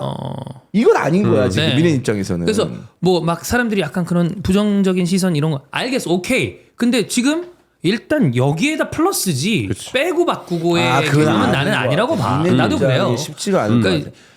산티아고나 플라텐버그처럼 완전 낭설을 뻗들이는 사람이 아니기 때문에 우리가 한번 다루긴 했지만 저도 이거는 그냥 링크 정도지 그죠. 막 이적한다 느낌은 아니에요. 그러나 바이아웃이 만약에 있고 김민재가 이적을 원해. 네. 그럼 또 얘기가 달라지는 거지. 그럼 첼시. 그럼 첼시. 근데 아직 그렇다는 이야기는 없으니까. 네, 그러니까 근데 그건 또 이제 모르게 또 흘러가는 부분이니까. 네. 야, 그럼 진짜 우리가 이제 상상을 한번 해봅시다. 자, 우리가. 상상해봐. 토트넘 손흥민 마지막 불태워. 감독 좀 바꾸고. 좋은 감독. 자, 이강인 아스날 왔어. 왔어. 자, 그리고 김민재 첼시 갔어. 저는 일단 그런 식의 분위기가 이제 형성되면 그럼 형 미래를 보고 그럼 내가 하나만 미리 얘기해둘게. 네. 그럼 옛날처럼 내가 형을 다시 굴릴 수도 있어. 형 우리 매일 영상 찍어야 된다. 나랑. 저는 그렇게 할 자신이 있습니다. 그리고 저는 이적 다 내가 이렇게 아침에 안 부를게. 마무리가 되잖아요. 제가 어떤 그 물건이나 이런 거에 대해서 별로 이제 욕심이 없는 사람이잖아요. 저는 골프채 최고급 풀세트로 바꿀 겁니다. 먼저 바꿔. 내가 그거 끌어줄게. 형 우리 매일 4개씩 가자. 이걸로. 히프 다시 라이브 해. 17시로 바꿔. 그러면서 이제 가지 않을까. 그다음에 옛날에 막 입중계 형이랑 나랑 4-5경기씩 했잖아. 다시 해. 해야지. 토일해. 다시 뭐 그리고 뭐 다 그다음에 돌려. 하고 그 먹방 술방하면서 했잖아. 다 해. 다시. 그렇게 내도 돼. 그 정도 급이야. 그 정도 급이야. 근데 이제 김민재 입장만 바라봤을 때는 만약에 이번에 이제 어쨌든 그 이적을 한다. 우승권에 가까운 예를 팀으로 예를 들어 그러면은 세리아, 분데스, PL 야. 우승 트로피를 다 가질 수 있는 확률도 있는 거예요. 그렇지. 그리고 거기에 언제나 김민재는 핵심에 있었어. 만약 그렇게 되면 사실 뭐 분데스 이따 얘기하겠지만 레버쿠젠도 또 비기면서 아마 리가는 딸 것 같아요. 거의 바이에른이. 이렇게요. 그러니까. 그럼 어쨌든 우승 타이틀 가져오는 가져오잖아. 거잖아. 근데 PL로 간다? 그러면 또 바이오 하면서 근데 민재는 자기 개인적인 어떤 생각을 했을 때는 나 세리아 우승했다. 본데스리가 우승했다. 이제 PL로 간다. 다음 도전. 네, 그렇게 될 수도 있다. 있죠. 그렇습니다. 뭐 이게 좀 상상의 나래를 재미로 해봤는데 그러니까 그만큼 김민재 선수는 저는 바이에른 뮌헨은 일단은 잔류할 거라고 보이지만 그 다음 어딜 가든 김민재 선수는 어느 리그를 가도 우승권 팀으로 갑니다. 네. 아무리 생각해도 김민재 막 이적 이렇게 흥분했다가 민혜 생각하니까 이적 안 시키죠. 저는 아직 그래서 솔직히 얘기하면 이적에 대해 현실감이 없어요. 없어요. 그래. 문제가 나갈 거라서 다이아 얘기 이런 거는 우리 그런 모르죠. 거라기보다 네. 지금 나온 거를 좀 종합하면 그거예요. 만약에 이적이 된다 그러면 김민재 선수가 발생시켰던 이적료만큼은 회수하려고 한다. 그래서 나왔던 얘기가 500만 유로 그런데 요즘에는 이제 환율이 우리 기준으로 봤을 때 올라가가지고 그럼 800억이야. 와. 근데 800억 정도 가치 저는 있다고 생각합니다. 있죠. 저는. 왜냐면 요즘 네. 센터백도 구하기 힘들어. 좋은 그렇습니다. 센터백. 네. 그리고 계속 말씀드리지만 여러분 이게 그거 있습니다. 우리나라 사람들이 저는 한국인에 대해서 어떤 케이스는 좀 뽕을 차게 보는 경우도 있는데 어떤 케이스는 더 냉철하게 보는 경우도 있다고 있죠. 생각해요. 네. 예를 들면 손흥민, 예를 들면 박지성, 예를 들면 BTS. 냉혹하게 보는 시선이 있어요. 근데 그들이 콜라보하고 그들이 어울리는 사람들을 보면 그걸로 판단 가능하다고 봐요. 이번에 콜드플레이가 내한했을 때 BTS와 콜라보하는 거 이런 거 보면 알 수 있어. 그들의 위상을. 김민재는 세리아 우승한 사람이고 그전 튀르키예에서도 핵심이었고 그러니까 유럽 레벨에서 지속적으로 관심을 갖고 우승권 팀이 보는 선수이기 때문에 이미 거기서 저는 평가가 끝났다. 이적 링크 나는 팀이 유베, 뉴캐슬, 첼시예요. 그러면 알잖아 우리가. 그렇지. 그러면 끝난 거야. 이적 나는 팀들의 수준을 보면 알아. 약간 그런 게 있는 것 같아요. 뭔가 이제 0에서 시작하는 선수 내지는 뭐 연예인 어떤 그런 사람들이 있어. 네. 무대 위에 올라갔어. 이제 시작하는 거야. 근데 조금씩 잘해 세계 네, 무대에서. 그러면 와 잘한다. 야 올라가. 으쌰 했다가 어느 정점에 딱 올라섰어. 그때 올라왔지. 자 이제부터 현실이야. 이러면서 이제 그때부터 보자. 뭐 이러면서 야 집계 방식이 되겠어? 뭐 어쩌면서 계속 이제 하는 거죠. 올라갈 때는 그래. 열심히 쭉 응원했다가 보다가 아니면 그것도 있는 것 같아. 응원하는 분들은 쭉 응원하는데 올라갈 때는 약간 좀 냉혹하게, 냉철하게 혹은 까면서 보는 분들은 기다려. 더 올라가라. 좀만 더 올라가라. 아직 아니야. 그런 다음에 이제 그분들의 논리는 니네들이 너무 억바하니까 우리가 까는 거야. 그거를 내가 욕하자는 게 아니라 냉철하게 좀 보면 뭐 김민재 선수 우리가 아쉬운 게 없다고 얘기하는 게 아니에요. 실점 장면에 연루된 건 맞아. 공격적인 수비를 하다 보니까 아쉬운 부분도 있는데 우리가 인정할 걸 안 할 이유는 없는 거 아니야. 바이런 미넨은 주전 수비수입니다. 근데 그거를 그 전에는 그렇게 레바빈 했는데 그걸 무시할 이유는 없으니까. 그치. 네. 어쨌든 뭐 아까 그 행복회로 잠깐 돌리니까 갑자기 엔돌핀이 막 도네. 첼시 아스날 이강인 김민재. 제가 지금 네. 그 독감이 회복되는 네. 그건데 갑자기 훅 하고 이게 딱 올라오네요. 네. 네. 뭐라도 하나 있겠죠. 뭐, 네. 뭐 네, 운빨 존만 게임이니까. 그래. 네, 그 한번 골프채 비싼 거 일단 한번 알아는 보세요. 네. 그래서 얼마인가. 왜냐면 그런 것들은 좋은 거는 내가 골프는 안 쳐서 모르지만 그 왜 재고 없는 경우들도 있잖아. 맞춰야 되고 그러지 않습니까? 요즘은 또 골프가 그렇진 않아? 많이 식어서. 그렇구나. 네, 그렇습니다. 경기가 안 좋아. 네, 경기가 안 좋아요. 네, 그래서 운빨 존만 게임이기 때문에 또 어떤 운빨이 또 올여름에 올지 모르니까. 어떻게 뭐가 어떻게 될지 알아. 그렇습니다. 네.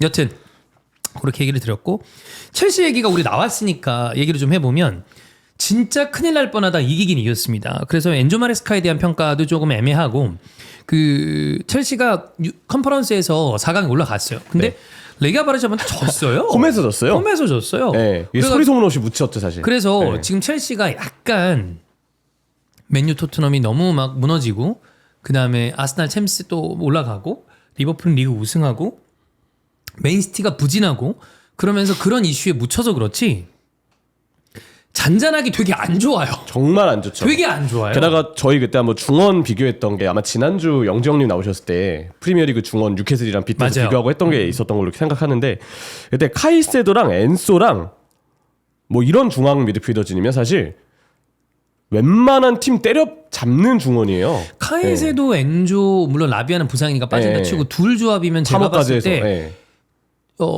최상위입니다. 최상이죠. 완전. 최상입니다. 예. 그러니까 그런 것도 생각하면 2선, 그러니까 파머 포함해서 이제 2선 전체로 놓고 봐도 이 정도면 최고거든요, 진짜로. 근데 그 중원을 과연 이 감독이 잘 활용하고 있는가? 선수들의 가치에 맞게. 네. 전혀 그러지 못해요. 전술적으로 나오는 너무 경직된 반복된 문제점들, 중원 활용 안 되는 점들 이런 점들이 너무 많이 드러나서 경기력 자체가 지금 너무 많이 떨어져 있는 첼시고 파머 아직도 못 살아나고 있거든요. 그리고 풀럼은 올 시즌 프리미어리그에서 풀럼 통계를 보면 리드하고 있는 상황을 못 지킨 사례가 굉장히 많은 팀이에요. 그러니까 마지막 뒷심 부족으로 따라잡히거나 역전당한 게 상당히 많았던 팀인데 이번에도 풀럼이 그렇게 당했죠. 만약에 첼시가 이번 상대가 풀럼이 아니었다면 모르는 거죠. 그럼 진짜로 이렇게 못 됐을 수도 있어요. 결과가. 자, 경기 전 뭐 마레스카 인터뷰에 대해서는 여기 이제 좀 민심이 안 좋은 상황입니다. 전술이 너무 경직돼 있지 않냐. 그런 얘기 관련돼서 우리 방식을 왜 지금 바꿔야 되나? 왜냐하면 어쨌든 4위권 안에 머무르고 있고 지금도 4위 뭐 근접이니까 컨퍼런스 4강에도 나갔다. 이런 얘기를 하고 있는데 그러니까 본인 방식에 대해서 의문을 갖고 있지 않다. 즉 너네들이 걱정하는 거 오케이 알겠는데 나는 내 방식에 문제 있다고 생각하지 않는다라고 얘기하는 게 팬들을 더 좀 짜증나게 하는 건 내용이 너무 안 좋으니까. 그리고 들쭉날쭉하고 아무리 올라갔다 하더라도 레기아 바르샤바 같은 팀한테 홈에서 졌다라는 건 홈 팬들 입장에서는 좀 용납하기가 어렵죠. 그래서 뭐 지난주에도 얘기했다고 하지만 엔조 그다음에 카이세도 정도 중원을 가지고 이 정도 경기를 하는 거는 저는 문제가 좀 있다고 봅니다. 네. 그리고 그것도 있는 것 같아요. 콜 파머가 어쨌든 에이스 역할 해줘야 되는데 어느 순간부터 너무 안 좋아요. 득점도 안 좋고 되게 안 좋아요. 물론 이제 극적으로 이번에 승리하긴 했지만 사실 공격 라인에서의 이 짜임새가 많이 부족하다고 저는 생각을 합니다. 그리고 뭔가 선수단끼리의 어떤 한 명 한 명의 캐리하는 능력도 중요하긴 합니다만은 서로 이제 만들어주는 거 그지? 그런 플레이들이 나와야 되는데 별로 안 나와요. 네, 안 나와요. 네. 순간순간 개인 플레이도 보면 발군이네 이런 능력이 것들이 있다. 있어요. 근데 그걸 조합을 하면서 한 팀적으로 좀 그렇지. 단단하게 만들어야 되는데 이 팀이 과연 한두 명의 선수가 캐리하지 않으면 뭔가 단단한 느낌으로 함께 가고 있느냐라고 봤을 때는 그렇게 두터워 보이진 않아요. 서로 간의 어떤 관계가. 그렇죠. 네. 그래서 너무 좀 뭐라 해야 되지? 그러니까 한 팀이 아닌 것 같아. 외인 구단 느낌이에요. 젊은 애들이 좋은 애들이 왔어. 근데 그냥 좀 잘 이렇게 만들어진 게 아니라 그냥 다 섞어갖고 대강 이렇게 일단 버무려 놓은 것 같아. 그렇지. 뭔 싸운다는 느낌이 아니고 그런 사이가 안 거라기보다. 좋다는 느낌이 아니고 끈끈한 케미스트리가 좀 안 좀 느껴진다. 그런 게 있어야 되는데 수비 라인도 뭐 이렇게 근데 센터백은 불안하긴 해요. 원래도 원래도 그런 팀이고. 나는 근데 그 생각도 있어요. 만약에 맨유 갑자기 생각났는데 맨유는 진짜 더럽게 못하는데 쟤네들끼리는 되게 끈끈한 느낌이 나거든. 뭔가 괜히 있어. 뭔가 쟤네들은 되게 맨날 지는데 맨날 저렇게 꾸역꾸역 이기던가 뭐 비기던가 하는데도 되게 뭔가 끈끈한 느낌이 난다. 약간 꼴통 애들 고 1, 2, 3 같이 묶어놔갖고 친하긴 친한데 계속 꼴통이야. 그리고 새로운 담임이 왔어. 그랬는데 이러면서 좀씩 뭐 이런 느낌이라면 물론 성적이 비교도 안 되기 때문에. 근데 그러다 폭발력을 내는 경기들이 있죠. 지금, 리옹전처럼. 맨첼이랑 비교할 건 아니지만 뭐 아니지. 그런 게 나오는데 첼시는 지금 근근히 나오긴 하는데 담임 선생님도 좀 어수선한 것 같고 아쉬워서 그래. 약간 그래서 이거를 누가 조합 잘하면 이거보다 훨씬 잘할 것 같거든요. 그런 게 좀 아쉬운 게 있다는 거지. 저는 지난주에 그 마레스카의 인터뷰가 세기를 박았다고 생각해요. 그 산체스가 골 패스를 안 하고 볼을 패스 안 하고 그냥 킥을 처리한 거에 대해서 홈팬들의 응원이 압박이 돼서 산체스가 멀리 찬 것 같다. 그 인터뷰를 해가지고 지금 욕을 엄청 먹었거든요. 그게 지난주에. 무슨 말이야. 그니까요. 홈팬들의 응원 때문에 막 저기 산체스의 판단력이 흐려졌다. 그래서 멀리 찼다. 저는 그냥 그거 보고 게임 끝났다고 생각해요. 이게 참 항상 이제 말씀드리지만 이 방송을 보고 있는 이 선수들에게 말씀드리지만 홈팬들의 응원은 건들지 마십시오. 홈팬들의 응원을 건드려서 좋은 경우가 없습니다. 네, 맞아요. 예로부터 우리가 김영권 선수로 시작해서 그냥 아무 얘기 안 하면 돼요. 홈팬들이 열심히 응원하는데 그게 왜? 응원 관련해서는 아무 말도 하지 마. 저랑도 먼 얘기가 아닌 것 같아가지고 좀 와닿네요. 지난주였나? 홈팬들의 응원에 대해서는 얘기하지 말고 차라리 그냥 그 얘기는 하세요. 넌 뭐 있었는데? 울산 김판공 감독. 홈팬들 응원이 압박을 준 것 같아요. 그랬었나? 그래. 그랬었어요. 맞아. 2주 전인가 3주 전에 나왔었어요. 네. 홈팬들의 응원은 건들지 마십시오. 차라리 응원 얘기할 거면 원정팬 응원 얘기하세요. 원정팬 응원 너무 셌다. 너무 무서워. 그게 낫지. 그러면 그래도 토달진 않을 것 같은데. 그러면 뭐 그런가? 그렇지. 홈팬들의 응원 얘기하고 싶으면 이렇게 얘기하죠. 더 많은 응원이 필요하다. 그래. 우리가 부족한 건 더 많이 알지만 해달라. 더 많이 신뢰를 보내달라. 더 많이 뜨겁게 차라리. 그러면 다음 주에 더 열심히 하겠다. 홈팬들의 응원을 근데 받아서 그것도 부족하다는 표현보다는 더 많이 해주세요. 정도지 뭔가 홈팬들이 왜냐면 뜨거운 분들은 끝까지 뜨거워요. 그렇지. 그 얘기는 안 하는 게 좋아. 그건 좀 그렇습니다. 그렇죠. 근데 어쨌든 성적이나 이런 걸로 봤을 때 지금 마레스카 감독을 잘라낼 수 있는 상황은 아니긴 해요. 컨퍼런스도 4강까지 갔고 가장 강력한 우승 후보군이기 때문에 컨퍼런스 따고 챔피언스리그 티켓 따면 사실 당장 내보내기는 어려운데 이런 게 얄궂다니까. 내가 봤을 때 첼시 팬들 중에 꽤 많은 분들은 바꿨으면 좋겠다라고 생각하실 수도 있어. 특히나 첼시는 감독이 바뀌는 거에 대해서는 되게 익숙한 팀이에요. 예전부터. 근데 지금 상황에서 그렇다고 띡 바꾸기에는 또 마레스카를 좀 더 보자는 분들도 있을 거고. 당연히 있죠. 왜냐면 감독 바꿔서 떨어진 적 있잖아. 있었지. 세게 떨어진 적도 있잖아요. 있었죠. 포터 때나 이런 거 생각해봐. 그렇기 때문에 그런 불안감이 분명히 있죠. 마레스카 정도면 챔스권 있으니까. 로마니었으면 귀신같이 타이밍을 안 하죠. 그치. 근데 로마는 없고. 없죠. 그래서 첼시는 형은 일단 첼시는 그래도 5위 안에 들어갈 것 같다 쪽이죠. 그렇죠. 그래도 일단은. 그냥 우리가 이제 뭐 구간이 명관이라고 거기서 이제 노팅엄이 엄청난 시즌을 보내고 있지만 그냥 쉽게 생각하잖아. 저런 팀은 마지막에 좀 힘이 좀 빠진다. 마지막에는. 그렇지. 뭐 그런 생각을 하니까. 근데 그리고 이제 5장의 티켓이 있는데 못 간다. 못 가는 팀도 그 골 때리는 거야. 욕을 많이 먹을 수밖에 왜냐면 없어. 이번 시즌에 한 장 보너스가 들어와 있는 건데 여기선 따야지. 제가 보기에는 맨시티는 이제 그 마지막 마무리까지는 잘 할 것 같아요. 맨시티는 그래서 마무리를 한다 그러면 리버풀, 아스날, 맨시티까지는 가고. 야 모르겠다 첼시도 나 모르겠어. 야 여기 아스톤 빌라 있잖아. 그래 빌라가 있어서. 뉴캐슬도 있어. 이거 아까 똑같아. 이거 진짜 모르겠어.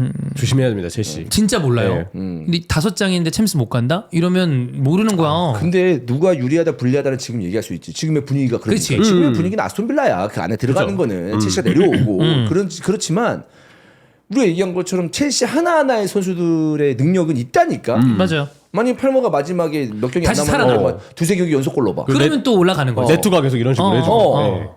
그것도 모르는 거지. 근데 또 그건 있어요. 지금 노팅엄이 32경기다? 내일 토트넘전이잖아요. 네, 맞아요. 노팅엄 잡아? 60점이니까 또 삑 올라가. 왠지 토팅엄 잡을 수도 있을 것 같은 난 생각이. 노팅엄 이길 것 같아. 네. 왜냐면 토트넘 지금 경기 그거 지금 중요하지 않잖아 사실. 리그 동력이 없으니까. 어. 던진다는 표현으로 하면 안 됩니다. 이제 패대기를 쳐야 되기 패대기. 때문에 이제 애매하게 던지면 패대기 치고 발로 차야 됩니다. 그렇지. 네, 그런 느낌처럼 경기가 그 정도 중요한 하지마 경기들 이씨 뒤에다 그것처럼. 그것처럼 해야 돼. 맨유도 그렇게 하잖아요. 그렇게 했잖아. 네. 그건 신경 쓰면 안 돼. 네. 그래서 챔스권은 굉장히 쉽지 않다 정도 보면 될 것 같고요. 자, 코리안 리거들 조금 정리를 해보겠습니다. 이강인 선수가 부상 복귀전을 치렀습니다. 사실 파리 생제르맹 같은 경우는 리그 우승이 확정된 상태에서 자, 안정적으로 하면서 챔피언스 리그를 노린다라고 보면 될 것 같은데 그건 있어요.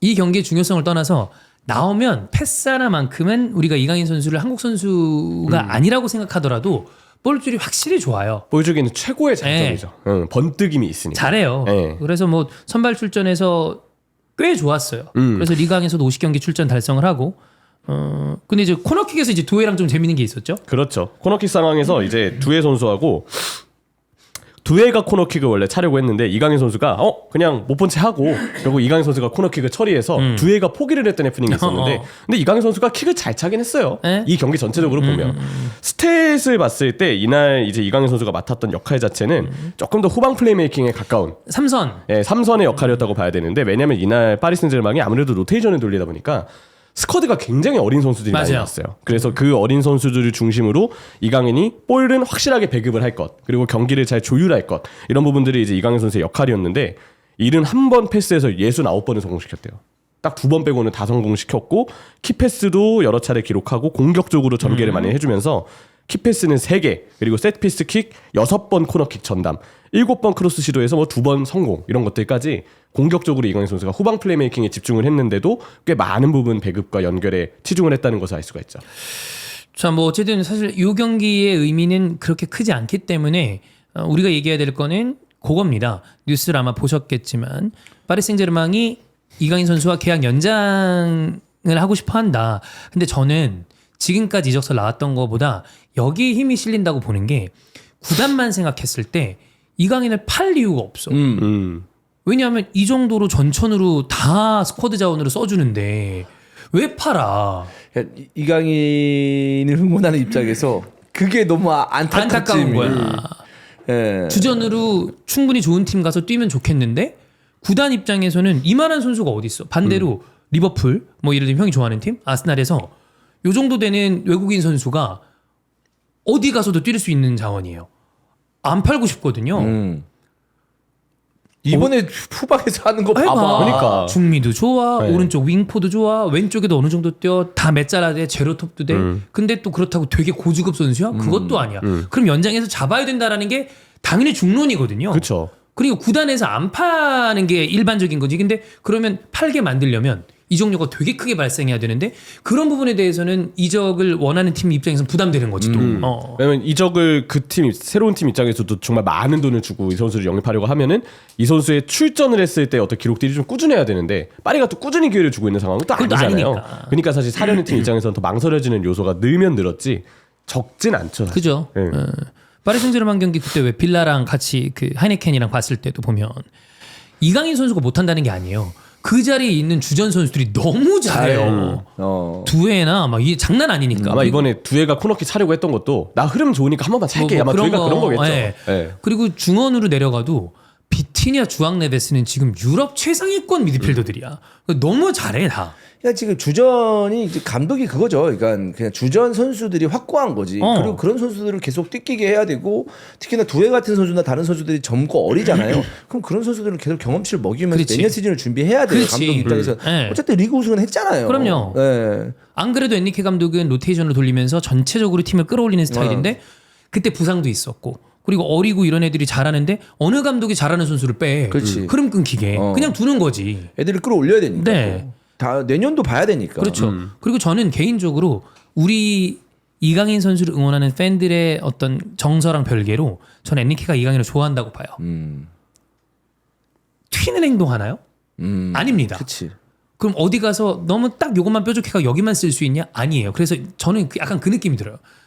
이강인이 지금만 놓고 봤을 땐 우리 대표팀에선 스페셜리스트인데 그 파리 생제르맹에선 제너럴리스트야. 두루두루 다 잘해. 그러면 딱 갖고 있는 거지. 근데 뾰족하게 잘하면 주전으로 세우겠는데 뾰족하진 않으니까 뾰족한 선수들을 먼저 주전으로 둥글둥글하게 잘하는 선수는 스쿼드 자원으로. 그러니까 어디선가 빵꾸가 나고 그게 뭐 단기든 장기든 그때 누구 쓸 거야? 가장 믿음직한 선수가 이강인이니까. 근데 얘를 팔아 안 되지. 안 되지. 구단에서 감독한테 매각해도 돼? 안 되는데요? 이거 있어야 돼요. 이렇게 얘기할 것 같아 나라면. 그렇지.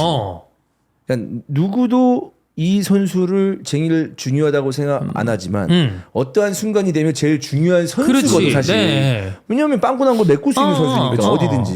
그럼 감독 입장에서는 그 선수는 갖고 있고 싶죠. 그렇죠. 거꾸로 얘기하면 뭐 히어로라는 표현까지는 조금 오바스러운지 모르겠는데 언성으로 두루두루 다 잘해주는 거면 감독은 팔지 않죠. 여기에 마케팅 효과도 있을 거 아닙니까? 무조건 크죠. 무조건 크죠. 파리 입장에서 그거 무시할 수 없죠. 그래. 예. 예. 그래서 이제 아까 얘기했던 걸로 다시 돌아가면 좀 안타깝다라는 거죠. 주전으로 충분히 활약할 수 있는 선수인데 파리라는 구단의 어떤 여러 가지 상황 때문에 그렇다. 시기가 시기인 것 같아요. 근데 그래도 이강인 선수가 스스로 이렇게 준비되어 있는 모습을 계속 보여주면 흐름은 언젠가 또 새롭게 그럴 바뀌기 수 마련이거든요. 저는 그래서 이번에 후방 플레이메이킹으로 이강인 선수가 괜찮은 활약을 해줬다는 점에서 또 어린 선수들하고 조합 자체가 낯선데도 불구하고 자기 역할을 톡톡히 해낸 부분은 정말 반가운 뉴스라고 생각해요. 네. 앞으로의 이제 파리에서의 시간에 있어서도 이런 포인트 하나하나가 또 어떤 차이를 만들어줄지 모르니까 긍정적인 활약이죠. 네. 자, 다음 이제 삐라들 위주로 보겠습니다. 이제 이적 소리 여러분 삐랍니다. 삐라 예 많아요. 케빈 더브라위너가 이제 MLS 쪽으로 갈 수 있다. 왜냐하면 이제 맨체스터 시티를 떠나는 거는 이제 확정을 했었으니까. 근데 지금 샘리나 아니면 뭐 제코헌 이런 사람들은 맨체스터 시티에 유력한 어떤 이야기를 하는 사람들인데 프리미어리그에 남을 수도 있다라는 이야기가 있었습니다. 조콜은 이런 얘기도 했었대요. 더브라이너가 첼시에서 2년 정도 뛰는 것도 좋은 방안이 될 것이다. 아니죠. 아니다. 아스날. 그러니까 이게 더브라이너가 와서 그러니까 새롭게 동기부여를 얻고 그다음에 몸 관리를 좀 된다라고 봤을 때 중간중간 나왔을 때 포인트만 기대를 하는 거야 지금. 이 선수가 따온 경험과 트로피를 보세요. 아르테타랑 연이 없습니까? 있습니다. 아니 봐봐. 진첸코 왔어. 제주스 왔어. 스털링 왔어. 왔죠. 그리고 사네도 링크 있었어. 오히려 케빈 했어. 더브라이너라고 못 올리고 있습니까? 그렇잖아. 진짜 데리고 오는 거 아니야? 그러면 나는 존나 좋다고 봅니다. 존나 좋지. 존나 이런 선수 1, 2년 딱 포인트가 저는 그 팀의 마지막 한 그래. 포인트를 결정짓는 순간이라고 봐요. 그리고 어떠한 어떤 그러니까 그 정상에 오르기 직전의 전초기지 같은 역할을 해줄 수 그렇지. 있으니까. 저는 그런 걸 잘했던 감독이 퍼거슨이라고 생각해요. 마지막에 한 2, 3년 아니면 1, 2년인데 쟤 오면 우승할 수 있는 동력이 있어. 그런 의미로 난 반통수를 데려왔다고 봐. 그렇게 해서 리그 우승했잖아요. 그랬잖아. 바로 했잖아요. 그런 개념이라고 생각해요. 그래서 그럴 수 있다면 좋겠지만 맨체스터 시티가 총을 맞지 않는 이상 안 주겠지. 왜냐하면 당장 이번 시즌 흔들렸고 쟤네한테 그걸 줬다가 무슨 일이 벌어질지 모른다고 생각하니까 그래서 난 더더욱 아스날이 그런 행위를 했으면 좋겠어. 아니 근데 맨시티가 주든 안 주든 여기서는 이제 끝이지. 맨시티하고는 결별됐으니까 그건 더브라이너의 선택이 문제 선택이죠. 아니에요. 아르테타와 더브라이너의 이야기겠지. 네. 흥미롭게도 더브라이너는 리버풀 팬입니다. 기사가 있어요. 기사가 있어요, 진짜로. 보면은 어린 시절 마이클 오원을 좋아했다. 예, 키가 작고 빠른 그와 비교됐기 때문이다. 라고 이야기를 했었고 잉글랜드에 살고 있는 우리 가족 중 일부가 저와 같이 리버풀 팬들이었다. 라는 이야기도 예전에 한 적이 있었어요. 그렇게 얘기하면 또 지나가는 대구 팬이 대구 와라. 유니폼도 비슷하고 하늘색이고. 지금 대구 힘들다. 대구 와라. 네 이렇게까지 얘기할 수 있습니다 지금. 네. 요코하마에서도 얘기하는 것 같아요. 예. 일본 와라. 일본 네. 그렇습니다. 여기 이게 어느 정도까지 진실인지 모르겠는데 좀 본인의 여러 가지 상황이랑 구단이랑 얘기됐었던 거에 대한 좀 서운함이 약간 있었다라는 얘기가 있어요. 근데 야 근데 이것도 어떻게 될지 모른다. 저는 개인적으로 안 남을 것 같긴 한데 피해래. 안 남을 것 같긴 한데 모르지. 어떻게 알아? 그렇죠. 왜냐면 선수 본인 어쨌든 나는 시티를 위해서 최선을 다했고 그럼. 모든 걸 바쳤다. 근데 나가고자 하는 결정이 나의 일방적인 결정은 아니니 그 이후에 내가 선택하는 건 내가 자유롭게 선택할 수 있는 거 아니냐라고 느낄 가능성도 꽤 있죠. 아스날 좋지 않습니까? 그 전까지 연이 없었으면 제가 이거 사람들이 지랄한다 인정합니다. 그러나 아까도 얘기했죠. 진첸코, 제주스, 스털링 이런 애들은 다 그걸 진첸코 제수 스톨링 존나 싫어하면서 이럴 때만 진첸코 제수 스톨링 존나 얘기하네. 존나 개 싫어하잖아 새끼야. 너 반동수 다음으로 싫어하잖아 지금. 마음속에는 애정이 있어요. 아스날 유니폼을 입었으니까. 아니면 그들에게 마지막 쓰임새를 발견해주고자 하는 그래, 그런 마음일 수도 그럼요. 있죠. 그들이 있었고 그 다음에 카이도 첼시에서 짬 처리했습니다. 다 일로 받으면 됩니다. 네. 케빈 데브라이너 아스날 마지막 우승의 퍼즐이다. 네. 웨데고르가 그 좀 탈 때 잠깐 쉬게 해주고 케빈 데브라이너가 많이 안 나와도 돼요. 많이 안 나와도 돼. 사카도 덕배 패스 받아봐야죠. 그럼. 라는 느낌. 네. 네. 존나 쩔겠다. 진짜. 17인가 케빈 데브라이너가 17번이죠. 네. 벼 있나 아스날? 아니 누구 뺏어. 빼. 뭔 빼. 아스날 17번 누구지 궁금하다. 아스날 17번. 네. 볼까요? 자 어쨌든 케빈 더브라이너 이런 얘기가 있었고요. 그 다음에 이제 맨체스터 시티는 팀의 주축인 17번. 누구야? 얘기하셨던 선수예요. 형이 얘기하셨던 선수. 누군데? 진첸코. 야, 첸코야 포기해라. 딱이다. 야, 이 너무 딱이네. 딱 좋네. 맨체스터 시티에서 넘어온 선수 아니야? 야. 딱이에요. 아니, 똑같이 뭐 약간 금발에 가까운 머리잖아요. 네. 금발에 가까운. 오우, 멀리서 보면 사실 가끔 그렇게 느껴질 때가 있는데 머리가 네. 똑같아가지고. 야, 네. 저 여러분, 저 공약합니다. 저 공약 잘 안 한 거 아시죠? 케빈 더브라이너 만약에 아스날로 예를 들어 와요. 17번 케빈 더브라이너 아스날 유니폼 10벌 팬들에게 돌립니다. 이제 사람이 어떻게 될지 모르니까. 돌린다. 진짜. 네. 그 다음에 두 분 것도 살게요. 오, 진짜요? 두 분 거 사고 10개 돌리고 내 거까지 13벌 산다. 13벌. 아니야. 17번이니까 17번 17벌. 17벌 해가지고 와. 나머지 4벌은 저희가 그 제 회사에 돌립니다. 존나 쩔겠다. 오기만 한다면. 네. 자, 그 다음에 이제 맨시티는 케빈 더브라이너의 어떤 그 공백을 채워야 되기 때문에 당연히 플로리안 비르츠에 대한 이야기는 나오고 있고 그때도 한번 얘기 드렸지만 모기파, 네. 모건 깁스 화이트 얘기도 있어요. 그렇죠. 깁스 화이트는 사실 지금 워낙에 좋은 활약을 하고 있어서 토트넘하고 사실 이전에 링크가 좀 많이 났었는데 토트넘은 뭐 지금도 당연히 깁스 화이트를 볼 수 있긴 한데 오히려 토트넘보다도 요즘엔 맨시티가 사실 언급이 좀 네. 많이 되고 있기는 해요. 뭐 노팅엄이 지금 한 700억 원, 4천만 파운드로 이적료를 책정했다는 이야기도 나오고 있는데 당장 이 선수가 노팅엄 공격의 창의성은 거의 다 도맡는다고 봐도 그죠. 무방하거든요.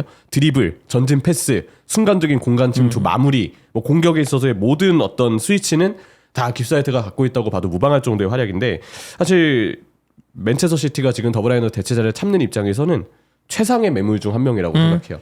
비르츠는 너무 좋은 선수지만 더 비싸고 리그를 건너와야 되는 이적에 그렇지. 경쟁도 꽤 붙을 거라서 굉장히 어려운데 치열하겠죠. 오히려 깁스 화이트는 굳이 따지면 비르츠보다는 아닐 거기 때문에 저는 맨시티가 만약에 모건 깁스 화이트를 꼭 영입한다고 하면 그냥 무난히 영입할 수 있다고 네. 생각해요. 돈만 맞추면. 그리고 솔직히 얘기하면 둘 다 영입하는 게 어떻게 보면 베스트일 수도 맞아요. 있어요. 맨시티 정도 되는 팀은 그치. 여러 대회를 병행할 거라서 스쿼드의 머릿수는 이제 많으면 많을수록 좋은 상황으로 보이기도 하거든요. 뭐 지금 비르츠가 선호하는 팀은 레알 마드리드를 제일 선호하고 그다음에 맨시티고 그다음에 바이언이다. 근데 최근에 또 레알 마드리드 감독직에 다시 한번 알론소가 또 부각이 되면서 네. 같이 움직이는 게 아니냐 이런 얘기도 있는 상황인데 근데 그건 있어요. 벨링엄도 있고 뭐 이런 상황에서 비르츠까지 해서 어떤 식으로 조합해서 쓸지 그러면 근데 그건 뭐 이제 그 알아서 하는 거니까 좋은 선수 많은 거는 별 문제가 아니니까. 그래서 비르츠에 대한 어떤 그 원함이 컸던 맨시티 팬들은 모건 깁스 화이트만으로는 사실 좀 아쉽겠죠. 비르츠가 워낙에 좋은 선수니까. 당장 그 더브라이너라는 선수가 원래 갖고 있던 부상으로 네. 빠진 경기들 네. 빼고 팀 내 비중이 워낙 그렇죠. 컸기 때문에 그리고 맨시티가 제가 봐도 지금 2선에 더 공격적인 자원이 필요해요. 이 미드필더의 박스 타격이 너무 약해졌기 약하죠. 때문에 약하지. 그 부분을 최우선적으로 보강하는 게 항상 우선인 것 같습니다. 그렇습니다. 자, 그다음에 이제 형철이가 좀 반가워할 소식인데 다윈 누네즈 아, 좋죠. 나갈 것 같다. 아, 좋죠. 어. 네. 나가야죠. 그래서 지금 뭐 어느 팀으로 가게 될지 모르겠습니다만 사실 사우디 맛을 본 클럽들은 사우디에 파는 게 제일 좋다라는 걸 알고 있죠. 왜냐면 이적료가 크게 들어오니까. 그리고 사우디 쪽은 이미 한번 누네스 선수에게 관심을 한번 보여왔기 맞아요. 때문에 인생의 찬스가 한 번만 오고 다시 안 오는 건 너무 안타까운 일 아닙니까? 네. 네, 적어도 2번, 3번은 와야 되는데 이번은 꼭 리버풀이 잡아야 될 기회다. 이미 언급도 되어 있어요. 계속 사우디아라비아 프로리그의 클럽들이 여전히 누네스의 영입을 원하고 있고 2025년에 또 한 번의 투자를 그들이 감행할 가능성이 높다. 라는 이야기들이 있어서 저는 충분히 제안이 들어올 수 있다라고 생각을 합니다. 어린 선수들이 뭐 가는 경우가 덜어 있긴 하지만 사실 다윈 누네즈 나이에 사우디 가는 거는 본인 커리어로는 되게 아쉬운 일이긴 해요. 그렇죠. 뭐 주급은 엄청나게 많이 받겠지만 개인적으로 봤을 때 사실 우리가 어린 선수들이나 젊은 선수들이 사우디나 이제 소위 말하는 이전부터 해서 중국으로 막 그렇지. 돈 많이 줄 때 가는 거를 이제 익숙하게 봤잖아요 그동안. 그리고 이해도 가고 그 돈이면 안 가는 게 우리 안 간 선수들을 박수 치는 거지. 야 그거 사실 단박에 인생 그냥 끝나는 거예요. 그렇잖아. 누가 안 가겠어. 근데 이제 커리어로 봤을 때는 좀 아쉬움이 있다 정도죠. 야, 이럴 수도 있잖아. 본인 개인적으로는 뭐 와서 뭐 리그 우승 커리어 좋긴 한데 가서 너무 좀 또 그런 팀과 너무 부담되고 뭐 할 때마다 욕 먹고 돈이나 벌자. 그래. 뭐 이렇게 생각할 수 있잖아. SNS 막 지겹다 너무 뭐라 하고 그냥 그 압박 싫다. 한국인이 형철이 이 새끼 존나 나 욕하고 나가라 그러고. 내가 무슨 부귀영화를 누르겠다고 여기 있어. 그냥 돈이나 벌어 가자. 뭐 이렇게 생각할 수 있잖아. 그럴 수도 있죠. 그렇지. 그런 기회가 온다면. 온다면. 네, 그렇습니다. 근데 참 누네스한테도 밀리고 있는 키에사는 도대체 어떻게 된 건지 모르겠어요. 저는 오히려 키에사의 생사를 모르겠습니다. 선수로서의 생사를 모르겠습니다. 살아는 있으니까 다행히. 그래서 아틀레티코 마드리드랑 링크도 있는데 저 개인적인 그 생각은 아틀레티코 마드리드 가면 잘할 것 같아. 왠지 아틀레티코 마드리드 가면 골을 안 넣어도 될 것 같아. 그냥 뛰어댕기고 수비하고 그러면 그래 괜찮아. 골은 훌리안이 넣고. 너는 시메오네의 전사잖아. 약간 그런 느낌처럼. 그렇지. 훌리안 알바레즈랑 그리즈만이 넣고 넌 열심히 뛰어댕겨. 로메로도 열심히 해 태클하고. 왜? 넌 시메오네의 전사잖아. 약간 그런 느낌. 남미 선수도 잘 쓸 것 같아요. 뭔가 그런 느낌이 좀 왠지. 있어. 네, 그렇습니다. 자, 그다음에 아까 얘기했던 핫한 센터백 딘 하위선. 당연히 프리미어리그 클럽들은 다링크나고 레알 마드리드, 바이에른 뮌헨 이 선수는 뭐 가장 핫한 선수가 됐습니다. 지금 이적료 나오는 금액은 800억에서 1000억 사이 정도 이야기가 나오고 있고 어디로 갈 것 같아요? 어디든 가긴 갈 것 같은데 생각보다 지금 여기 언급은 안 되어 언급이 됐긴 했지만 저는 레알 마드리드가 하이손을 진짜 많이 원한다는 얘기가 있긴 하거든요. 왜냐면 레알 마드리드도 어쨌든 센터백 센터백은 보강이 필요해요. 필요하니까 기존의 알라바와 같이 이제 더 이상 안 될 것 같은 그렇죠. 자원들이 좀 많이 느껴졌기 때문에 뭐 라우라 센시오 한 자리 하고 나머지 또 거기에 대해서 체크를 해야 되니까. 그래서 지금 하이선 이야기도 굉장히 많이 나오고 있긴 하고요. 바이에른 뮌헨이 김민재를 잡는다 해도 그래도 센터백 보강이 필요한 것도 맞아요. 그것도 맞아요. 다이어 선수의 거취도 어떻게 될지는 사실 아직 모르기 예. 때문에 그런 점들을 본다면 레알 뮌헨 저는 왠지 프리미어리그를 벗어날 가능성이 좀 더 높지 않을까? PL 바깥으로 갈 가능성이 커 저는 보인다. 그래? 그럴 것 같아요 느낌은. 근데 PL 안에 있으면서 이적했을 때 PL 밖 잘 안 나가는 느낌인데. 뭐 그런 경우도 있긴 하죠. 그렇죠. 또 이렇게 어린 선수가. 또 어리니까. 그럼 이제 빅식스 안으로 간다거나.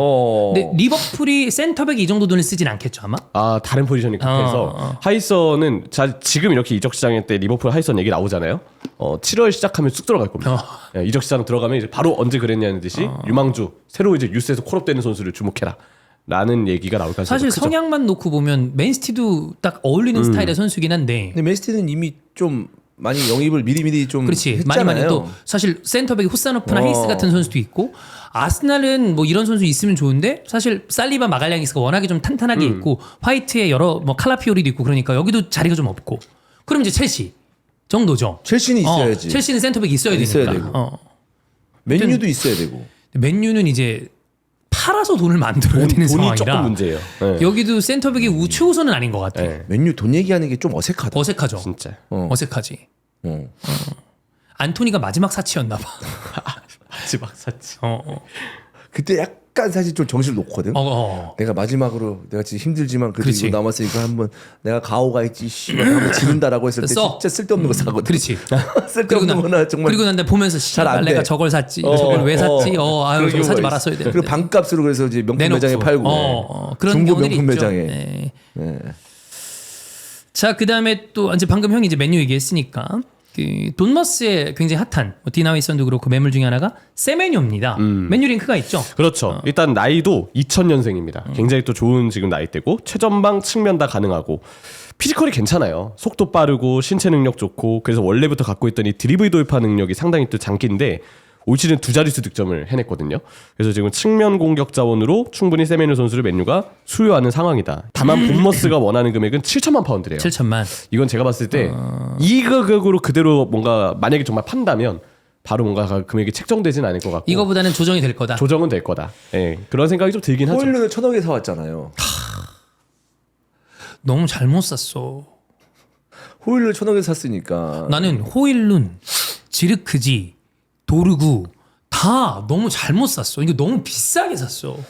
나도 도루구 모르겠다. 그러니까 한 번 더 봐야 되겠지만. 아니 뭐 도루구는 가격이 그 정도는 아니었지만 호일룬을 1,000억에 사는 게 안 사야 되는 거야 그러면. 나이가 너무 이제 파릇파릇하고 해서 기대를 좀 했던 것 같은데. 네. 이거 내년 시즌 호일은 어떻게 데리고 가? 진짜 내년 시즌까지 잃어버리면 어떡해? 그러니까요. 뭐 근데 뭐 유배 얘기가 있긴 한데 몰라. 이게 너무 비싸게 샀어. 이렇게 성장을 못할 줄은 몰랐죠. 성장이 너무 안 돼요. 사실 지난 시즌에도 이 정도까지는 아니었는데 올해 보면 자신감도 뚝 떨어졌는지 몰라요. 어떻게 좀 잘 만져서 살아날지 사실 선수가 그렇잖아. 근데 너무 좀 안 좋아 보여. 네. 기본기도 좀 떨어지는 것 같고. 그래서 아까 얘기 드렸지만 본머스의 핫한 매물들은 케레케스 이거 리버풀이랑 링크가 강하고 네. 그다음에 세메뉴 맨유가 링크가 강하고 디나위스는 빅클럽들은 다 노리고 있다. 이 정도 보시면 될 것 같습니다. 자 그다음에 토트넘 로메로는 계속 링크가 있고요. 저는 이거 이적 성사 될 것 같아요. 근데 이적료의 문제죠. 그렇죠. 근데 왠지 로메로는 토트넘하고는 재계약을 하지 않을 것 같고 그리고 이미 여러 차례 구단과의 뭔가 불화가 있는 듯한 조짐을 좀 보였잖아요. 약간. 특히 의료진하고 네. 그 부상 회복 과정에서 계속 아르헨티나 대표팀 의료진에 대한 긍정적인 평가를 그쵸. 하면서 토트넘 의료진은 좀 일부러 약간 배척하는 그런 느낌까지도 나왔었는데 요즘에 이제 그런 이야기도 있었대요. 주장 완장을 차고 출전했던 경기에서 진 다음에 팬들한테 인사 안 하고 바로 터널로 들어가서 현지 팬들 사이에서도 야 쟤 왜 얘기가 저러냐 나오는구나. 얘기가 좀 마음 나왔다고 꺾구나, 하더라고요. 뭐 이런 예, 거. 그런 이야기들까지 이런 게 저는 최근에 나오고 있는 여러 이적설에 대해서 조금 더 힘을 실어주는 그런 좀 배경이 되지 않을까라는 좀 그런 분위기가 좀 느껴지긴 합니다. 네. 뭐 그리고 이제 아스날 토마스 파티 관련인데 이제 기자회견에서 재계약 관련한 얘기를 좀 하다가 뭐 완전히 계약 안 한다 이런 종류 얘기를 하기보다는 이제 베레타 새로 취임한 단장 쪽으로 얘기를 넘겼습니다. 만약에 이게 지금 아스날이 가장 강력하게 링크나고 있는 게 수비맨디예요. 제가 오나요? 모르겠어 얘는. 얘는 당해봤잖아요. 네. 얘는 마지막에 오피셜 땅땅땅 하기 전까지 몰라. 유니폼 들고도 모를 것 같아요. 더군다나 상대가 레알 마드리드라면 모른다. 괜히 이적에. 수비맨이가 이적을 되게 수비해. 존나 수비하고 있어. 이 정도로 수비하는 경우도 드문데. 여기저기 다이어 링크돼 있잖아요 지금. 그 정도. 예. 수비력 최고더라고요. 그래. 이 정도면 거의 철갑 팬티 입고 있는 거예요. 절대 열리지 않아. 근데 파티는 저는 만약에 재계약한다 그러면 단기 재계약 1+1 뭐 이런 거 무조건 환영입니다. 파티는 잘해요. 가끔 얼타는 경우가 있어서 그렇지 이 정도의 선수를 다시 영입하는 게 되게 어려운 일이라고 보고 안정적이죠. 사실 경험도 많고. 그 파티는 형이랑 온 다음부터 쭉 다 봤잖아요. 그 수미에 대해서는 우리가 되게 엄격하게 볼 수밖에 없는 포지션인데 파티 잘한다는 얘기는 형도 수도 없이 했고 왜냐면 잘할 때 경기 보면 와 소리 나와 진짜. 공격에 대한 센스도 있고 엄청 좋죠. 또 중요한 경기 유리하고. 때 정말 아마 파티 생각했을 때 아시아 팬들이 이렇게 생각할 걸. 아까 파티 앞으로 경기 어떨까? 그 앞으로 경기가 이제 챔스 4강하고 막 결승만 올라간다고 쳐. 그 중에 파티가라도 중요할 때 먼 거리에서 한 번 넣을 것 같은데. 그런 거 한 이거 생각하는 분들이 있을 거예요. 네. 그래서 지금 아스날 팬들이 불안한 게 1차전에 파티 못 나오는 거. 그게 되게 불안한 거란 말이야. 그렇죠. 중원 조합에 있어서 유연성이 헤쳐지니까. 파티 라이스 웨데고르가 베스트 조합인데 그거 하나 빠지면 어떻게 해야 되는지가 고민되니까 벌써. 그래서 수비맨디 영입이랑 별개로 저는 파티는 가능하다 그러면 단기로 1+1 정도는 무조건 잡아야 된다고 봅니다. 네. 자, 그 정도 얘기하면 될 것 같습니다. 어쨌든 사실 리그 우승이나 잔류 강등 관련해서는 끝났기 때문에 좀 얘기의 포인트가 없을 줄 알았는데 뭐 다른 것들이 좀 있기 때문에 챔피언스리그 또 위주로 그리고 이적설 위주로 프리미어리그 얘기는 좀 이렇게 다루면 되지 않을까라고 생각하고 있습니다. 자 오늘 또 이거 끝나고 K가 있는데 K는 뭐 언제나 재밌으니까 또 많이 즐겨주시면 될 것 같고 이번 주에 SL도 올라가요. 지난주에 제가 좀 상태가 안 좋아가지고 못해서 죄송한데 그 사이에 인테르가 졌습니다. 볼로냐한테. 그래서 승점 동률이 됐어요. 재밌는 SL 기대해 주시고. 예. 근데 진짜 이번 뭐 세리아뿐만 아니라 챔스에서도 형들 다 올라가서 그러니까요. 재밌는 그림이 많이 나왔어요. 입중계 자체가 지금 아주 뭐 엄청나게 치열할 것 같습니다. 아니 그 인테르 바르셀로나에 영종 찬영 데리고 저랑 형은 뒤에서 구경만 하면 됩니다. 네. 얼마나 재밌습니까? 네. 물론 그 전날 아스날 파리 때는 제가 좆대겠죠. 네. 그것도 봐야지. 자, 그러면 여러분 EPL 이렇게 즐겨주셔서 감사하고 좀 이따가 K도 업로드 되니까 K는 아마 여러분 항상 9시 10시 정도에 주무시기 전에 퇴근한 다음에 보시면 된다고 생각하면 됩니다. 그렇게 돌아오도록 하겠습니다. 고맙습니다. 고맙습니다. 감사합니다.